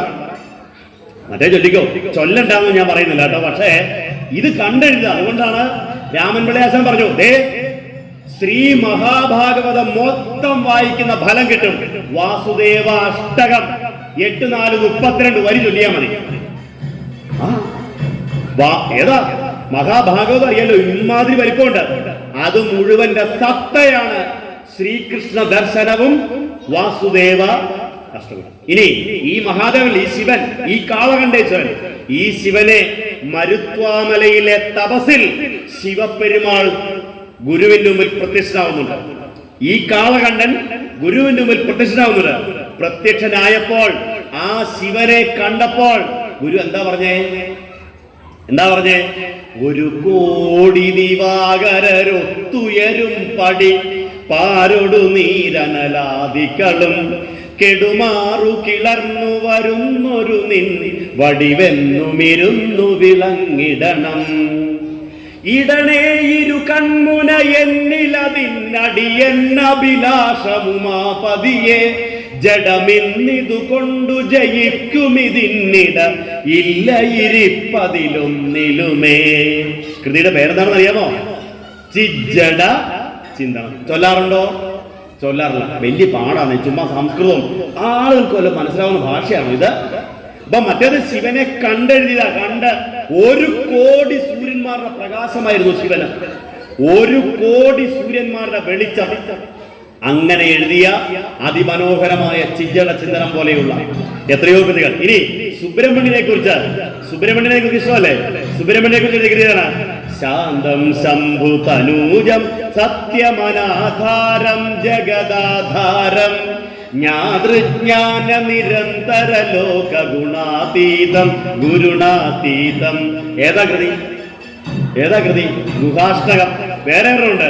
ഓം ഓം ഓം ഹോമധൂമ പ്രകടതട ജഡാകോടി ഭോഗി പ്രപുരം അം ഹം അം ആദിദേയ പ്രണത പദയുഗാംഭോരുഹ ശ്രീവിലാസം ഉം ഉം ഉം ഉഗ്രനേത്രത്രയലസിത വപുർജ്യോതിരാനന്ദരൂപം ശ്രീം ശ്രീം ശ്രീം ശീഘ്രചിത്ത ഭ്രമഹര മനിസം ഭാവയേ ബാഹുലേയം. 8 ഖണ്ഡിക കേട്ടോ. സുബ്രഹ്മണ്യനെ നേരിട്ട് വരച്ചു വെച്ചേക്കുവാണ്. ഏത് കൃതി? പേരെങ്കിലും പറഞ്ഞേ. ബാഹുലേയ അഷ്ടകം. ഞാനേ ഈ തിരുവനന്തപുരത്താണ് BEd പഠിക്കാൻ വേണ്ടി വന്നത് കേട്ടോ. ഇടുക്കിയിൽ നിന്ന് ഇവിടെയാണ് എനിക്ക് കിട്ടിയത്. നമ്മുടെ Thycaud government college of teacher education. അവിടെ പഠിച്ചപ്പോഴേ സംസ്കൃത പദ്യപാരായണ മത്സരത്തിന് കൂടി. അപ്പൊ അത്ര നേരം ഐഗിരി നന്ദിനി നന്ദിതമേദിനി വിശ്വവിനോദിനി നന്ദനുദേ ഗിരിവരവിന്ധ്യ ശിരോധി വാസിനി വിഷ്ണു വിലാസിനി ജിഷ്ണുനുദേ. അപ്പൊ കുറെ കഴിഞ്ഞപ്പോ ഞാൻ വിചാരിച്ചു എന്നാ പിന്നെ ഒരു മാറ്റം ആയിക്കോട്ടെ, എല്ലാരും ഇതന്നെ എഴുതുന്നേ. അങ്ങനെ ഞാൻ കയറിയിട്ട് ഈ ബാഹുലേയ അഷ്ടകം ചൊല്ലി ഇറങ്ങി വരുമ്പോ പുഷ്പ നമ്പൂതിരി എന്ന ഒരു ടീച്ചർ ഓടി എന്റെ അടുത്ത് വന്നു. നമ്പൂതിരിയാണേ. എന്റെ കൈ രണ്ടും ചേർത്ത് പിടിച്ചു ചോദിച്ചു, ബിജു ഇത് ആര് പഠിപ്പിച്ചു? ഇത് എവിടെ കേട്ട് പഠിച്ചു? ഞാൻ പറഞ്ഞു, ടീച്ചറെ ഇത് ഞങ്ങളുടെ ശ്രീനാരായണ ഗുരുദേവൻ എഴുതാണ്. ബാലവേദി പോയപ്പോ പണ്ട് പഠിച്ചതാണ്. SNDP-ലൊക്കെ ഇത് പഠിപ്പിക്കുന്നുണ്ട്. അപ്പൊ ടീച്ചർ പറയാ, എന്റെ ബിജു ഞാൻ അന്തം വിട്ടുപോയി. എന്റെ ഇല്ലത്ത്, ഈ കൊല്ലത്തെ ഏറ്റവും പ്രശസ്തമായ ഒരു നമ്പൂതിരി ഇല്ലത്ത് അച്ഛൻ നമ്പൂതിരി സുബ്രഹ്മണ്യന്റെ പൂജാവേളയിൽ ജപിക്കുന്ന മന്ത്രമാണ് ബിജു ഇപ്പൊ ഇവിടെ ചൊല്ലിയ ബാഹുലേയ. ഞാനാ ശരിക്കും ഞെട്ടിയത്. കൊല്ലത്തെ ഇല്ലത്ത് അത് കൊള്ളാം, നമ്മുടെയൊക്കെ ഇല്ലത്ത് വന്നാലോ, നിങ്ങളൊക്കെ ഇല്ലത്ത് വന്നാലോ? കൊണ്ടുവാ തങ്കമയിലേ വേലപ്പനെ കൊണ്ടുവാ തങ്കമയിലേ ഉണ്ടോ? അവിടെ ഉണ്ടോ? അവിടെ കണ്ടോ എന്നാ രസം അതൊക്കെ. ഇപ്പൊ രോമാഞ്ചം വരുന്നു. ഇത്രയും നല്ല പാട്ടൊക്കെ ഉള്ളപ്പോ ഈ കടിച്ചാ പൊട്ടാത്ത ആർക്ക് വേണം? എന്റെ പ്രിയപ്പെട്ടവരെ, കണ്ടത് പറഞ്ഞത് വിശ്വസിക്കണോ, കേട്ടു പറയുന്നത് വിശ്വസിക്കണോ? എനിക്ക് അത്രയും കൂടെ പറയാനുള്ളൂ. അപ്പൊ നമുക്ക് ഗുരുവിന്റെ കൃതികളിലേക്ക് മടങ്ങാം, ഗുരുവിന്റെ ജീവചരിത്രത്തിലേക്ക് മടങ്ങാം. ഗുരുവിന്റെ ആ ജീവചരിത്രം ഒരെണ്ണെങ്കിലും വായിച്ചു തീർത്തോ? നിങ്ങൾ ആരെങ്കിലും ഗുരുദേവന്റെ ആ ചരിത്രം ഒരെണ്ണമെങ്കിലും വായിച്ചോ? വായിക്കണ്ടേ? ആ ചരിത്രം വായിക്കാൻ, അവിടുത്തെ കൃതികൾ പഠിക്കാൻ, ഒപ്പം ഗുരു പ്രതിഷ്ഠിച്ച അമ്പലങ്ങളിലൂടെ യാത്ര ചെയ്യാൻ. ഞങ്ങളുടെ നാട്ടുകാരുണ്ടല്ലോ, ഞങ്ങളുടെ നാട്ടുകാര് എല്ലാ മാസവും ഒരു പ്രോജക്റ്റ് ഉണ്ട്. ഗുരുദേവൻ സ്ഥാപിച്ച അമ്പലങ്ങളിൽ കൂടെ പോവുക. അവരൊക്കെ ഇവിടെ വന്നിട്ട് പറയുന്നത് കേൾക്കണം, എന്റെ സാറേ ഗുരുദേവന്റെ പ്രതിഷ്ഠ അതൊക്കെ ഒന്ന് കാണേണ്ടതാണെന്ന്. പക്ഷെ മുറ്റത്തെ മുല്ലയ്ക്ക് അതിന് മണമുണ്ടോ ഇല്ലയോ എന്നുള്ളത്, ആ മുല്ലയുടെ മണം ലോകത്തിന്റെ സുഗന്ധമാക്കി മാറ്റേണ്ട ഉത്തരവാദിത്വം നിങ്ങൾ ഓരോരുത്തരുടെയും കയ്യിലാണ്. കാരണം ക്ഷേത്രങ്ങളുടെ ക്ഷേത്രമായ മഹാക്ഷേത്രത്തെയും മഹാദേവനെയും ഒരുമിച്ചൊരു പീഠത്തിൽ പ്രതിഷ്ഠിച്ച അമ്പലമാണ് മുരിക്കുമ്പുഴ ശ്രീ കാളകണ്ഠേശ്വര ക്ഷേത്രം എന്ന് പറയുന്നത്. ക്ഷേത്രങ്ങളുടെ ക്ഷേത്രമായ മഹാക്ഷേത്രം, പ്രതിഷ്ഠയിൽ അത്യുദാത്തമായ ക്ഷേത്രം, ദേവന്മാരുടെ ദേവനായ മഹാദേവനും വിഗ്രഹങ്ങളുടെ വിഗ്രഹമായ പ്രഭയും ഒരുമിച്ചിരിക്കുന്ന, ഇനി ഒരിക്കലും മറ്റൊരാൾക്കും അനുകരിക്കാൻ പറ്റാത്ത അമ്പലമാണ് മുരിക്കുമ്പുഴയിലെ ഈ പ്രതിഷ്ഠ. പ്രിയപ്പെട്ടവരെ, നമുക്ക് കൈകോർത്ത് പിടിക്കാം ഈ അമ്പലത്തെ ലോകത്തിലേക്ക് കൊടുക്കുവാൻ. നമുക്ക് കൈകോർത്ത് അധ്വാനിക്കാം ഈ ക്ഷേത്രത്തിന്റെ സന്ദേശം ലോകത്തിന് വിളംബരം ചെയ്യാൻ വേണ്ടി. അതിന് ഓരോരുത്തരും രാവും പകലും നിങ്ങളുടെ സ്വപ്നങ്ങളിൽ മഹാഗുരു നിങ്ങൾക്ക് അനുഗ്രഹം ചൊരിയുമാറാകട്ടെ, നിങ്ങൾക്ക് പുതിയ ചിന്തകൾ ഉണ്ടാവട്ടെ. അങ്ങനെ മുരിക്കുമ്പുഴ നാളെ ലോകം മുഴുവൻ അറിയപ്പെടുന്ന ഒരു വലിയ ക്ഷേത്രമായി മാറട്ടെ എന്ന പ്രാർത്ഥനയോടെ, അതിന് ശ്രീനാരായണ ഗുരുദേവൻ നിങ്ങളെ അനുഗ്രഹിക്കുമാറാവട്ടെ എന്ന അർച്ചനയോടെ, പ്രിയപ്പെട്ടവരെ, താൽക്കാലികമായിട്ട് ഞാനിവിടെ അവസാനിപ്പിക്കാൻ വേണ്ടി പോവുകയാണ്. ഏതാണ്ട് ഒരു 2 മണിക്കൂറൊക്കെ ആയി കേട്ടോ, 2 മണിക്കൂറൊക്കെ ആയി. ഇനിയിപ്പോ നീണ്ടുപോയി കഴിഞ്ഞാൽ മുമ്പ് പല പടയപ്പം പിടിച്ചുകൊണ്ട് പോയാൽ അടുത്ത പോലെ ഇങ്ങോട്ട് വരാൻ പറ്റത്തില്ല. അതുകൊണ്ട് തൽക്കാലം അങ്ങ് നിർത്താം. പ്രിയപ്പെട്ടവരെ, എനിക്ക് സന്തോഷം ഏറെയാണ്, എനിക്ക് വളരെ സന്തോഷമുണ്ട്. ഇവിടെ ആളുകൾ കുറവായിരിക്കാം, ഇത് കേൾക്കാൻ ആളുകൾ കുറവായിരിക്കാം, പക്ഷേ ഇവിടെ ഇരുന്നവരെല്ലാം ഇവിടെ തന്നെ ഉണ്ടായിരുന്നു. ഒരാൾ പോലും വായിക്കോട്ടെ വിട്ടില്ലെന്നേ. ഒരാൾ പോലും വാച്ചയിൽ ഇങ്ങനെ നോക്കിയില്ല, വാച്ച് നോക്കി കാണിച്ചൂല. ചിലർക്കൊക്കെ നിർത്താറായില്ല ഇങ്ങനെ കാണിക്കും. സൂചന കണ്ടു പഠിച്ചില്ലേ, സൂചന വേറെ രൂപത്തിൽ സ്റ്റേജേ വരും. അങ്ങനെയൊന്നും മുരിക്കുമ്പോഴക്കാർ ചെയ്തിട്ടില്ലെങ്കിൽ അത് ബിജുമാഷിന്റെ പ്രസംഗത്തിന് എടുക്കുന്നതല്ല. അതെന്തുകൊണ്ടെന്നറിയാമോ? അത് ഇവിടെ ഈ ക്ഷേത്രത്തിൽ വിളിച്ചാൽ വിളി കേൾക്കുന്ന ഒരു മഹാഗുരു നമ്മുടെ കൂടെ ഉണ്ടായിരുന്നുകൊണ്ടാണ്. ഒരു മഹാഗുരു നിങ്ങളുടെ ഉള്ളിൽ ഒരറിവിന്റെ തിരി വെച്ചത് കൊണ്ടാണ്. ചീർത്തിതിന്നൊളി തെളിഞ്ഞു പൊങ്ങി നെയ്വാർത്തിടായിലും എരിഞ്ഞു മേൽക്കുമേൽ നേർത്തിദീശ മിഴിയഞ്ചിടുന്ന നിൻ മൂർത്തി മുൻപ് നിഴൽ നീങ്ങി നിൽക്കണേ എന്ന് ഞാൻ പ്രാർത്ഥിക്കുന്നു. ആ തിരി കെട്ടുപോവാതിരിക്കട്ടെ, ആ അറിവിന്റെ തിരി കത്തിക്കൊണ്ടേയിരിക്കട്ടെ, അതിന്റെ വെളിച്ചം ലോകമെങ്ങും നിറയട്ടെ. ഇത്ര നല്ല ശ്രദ്ധയോടെ ഇത് കേട്ട നിങ്ങൾ ഓരോരുത്തരോടുമുള്ള നന്ദിയും കടപ്പാടും എങ്ങനെ അറിയിക്കണമെന്ന് എനിക്കറിയില്ല. 2, ഈ ധന്യമായ തിരുവുത്സവ വേദിയിൽ എന്നെ ക്ഷണിക്കാൻ ഈ സുരേഷ് എടുത്ത ഒരു എഫർട്ട് വളരെ വലുതാണ്. ഞാൻ പലതരം ന്യായീകരണങ്ങളും ഒഴിവുകളും ഒക്കെ പറഞ്ഞെങ്കിലും അദ്ദേഹത്തിന് അതൊരു നിർബന്ധ ബുദ്ധിയോടുകൂടി ഒരു പ്രഭാഷണം വേണമെന്നുള്ള അടങ്ങാത്ത ആഗ്രഹത്തിന്റെ കൂടി ഫലമാണ് ഈ സന്ധ്യയ്ക്ക് എനിക്ക് ഇവിടെ എത്തിച്ചേരാൻ സാധിച്ചത്. അദ്ദേഹത്തോടുള്ള ഹൃദയം നിറഞ്ഞ നന്ദി ഞാൻ അറിയിക്കുന്നു. ഒപ്പം ഇതിനു വേണ്ട എല്ലാ സൗകര്യങ്ങളും ഒരുക്കി കൊടുത്ത ഇതിന്റെ കൂടെ നിൽക്കുന്ന പ്രസിഡന്റുമാര്, സെക്രട്ടറിമാര്, കമ്മിറ്റി അംഗങ്ങള്, ഈ വൈദികന്മാര്, ഗുരുക്കന്മാര്, സർവോപരി ശ്രീനാരായണ ഗുരുദേവൻ തലയിൽ കൈവച്ച് അനുഗ്രഹിച്ച നിങ്ങൾ ഓരോരുത്തരോടുമുള്ള എന്റെ നന്ദിയും കടപ്പാടും അറിയിച്ചുകൊണ്ട് ഇനിയും ഇതുപോലെയുള്ള ജ്ഞാനയജ്ഞങ്ങൾ തുടർന്നുകൊണ്ടേയിരിക്കട്ടെ. ജ്ഞാനദാന യജ്ഞത്തിലൂടെ മാത്രമേ അറിവിന്റെ ഗുരുവിനെ ലോകത്തിന്റെ അറിവാക്കി കൊടുക്കാൻ സാധിക്കുകയുള്ളൂ. അതിന് നിങ്ങൾക്ക് എല്ലാവർക്കും സാധിക്കട്ടെ. ഞാൻ നിങ്ങളെ എല്ലാവരെയും ആ മഹാഗുരുവിന്റെ വിളിച്ചാൽ വിളി കേൾക്കുന്ന തമ്പുരാന്റെ മുമ്പിൽ സമർപ്പിക്കുകയാണ്, പ്രാർത്ഥിക്കുകയാണ്. ഭഗവാൻ നിങ്ങളെ അനുഗ്രഹിക്കട്ടെ. ജീവിതയാത്രയിൽ നിങ്ങളുടെ കൂടെ ഉണ്ടാവട്ടെ. രാവും പകലും ഗുരുകാരുണ്യത്താൽ നിങ്ങൾ സംതൃപ്തരാകട്ടെ. നിങ്ങളുടെ സങ്കടങ്ങൾ, ദുഃഖങ്ങൾ, ദുരിതങ്ങൾ എത്ര വലുതായാലും അതില്ലാതെയാവട്ടെ. ശ്രീനാരായണ ഗുരുദേവൻ നിങ്ങളുടെ ഓരോ പാദ സ്പർശത്തിലും കാരുണ്യം ചൊരിഞ്ഞുകൊണ്ടേയിരിക്കട്ടെ. ഗുരുവിന്റെ അനുഗ്രഹത്താൽ എല്ലാ ഇരുട്ടും ഇല്ലാതെയാവട്ടെ. എല്ലാ നന്മകളും പ്രകാശിക്കട്ടെ. നിങ്ങളുടെ മക്കൾ സത്യത്തിന്റെ വഴിയെ സഞ്ചരിക്കട്ടെ. സ്വന്തം മക്കളെ ഓർത്ത് അഭിമാനിക്കാൻ നിങ്ങൾക്ക് സാധിക്കട്ടെ. സർവോപരി മഹാഗുരു ഈ ദേശം മുഴുവൻ സത്യത്തിന്റെയും ധർമ്മത്തിന്റെയും ദയയുടെയും ശാന്തിയുടെയും അനുകമ്പയുടെയും വെളിച്ചം വിതറിക്കൊണ്ടേയിരിക്കട്ടെ. പ്രിയപ്പെട്ടവരെ, നന്ദി, 1000 നന്ദി, വിനീത പ്രണാമം. നാരായണ ഗുരുസ്വാമിൻ ഭഗവാൻ അഘനാശനൻ കാരുണ്യനിലയൻ നമ്മെ കാത്തുകൊള്ളട്ടെ സർവദാ. ഓം തത്സത്. ശ്രീനാരായണ ഗുരു അർപ്പണമസ്തു.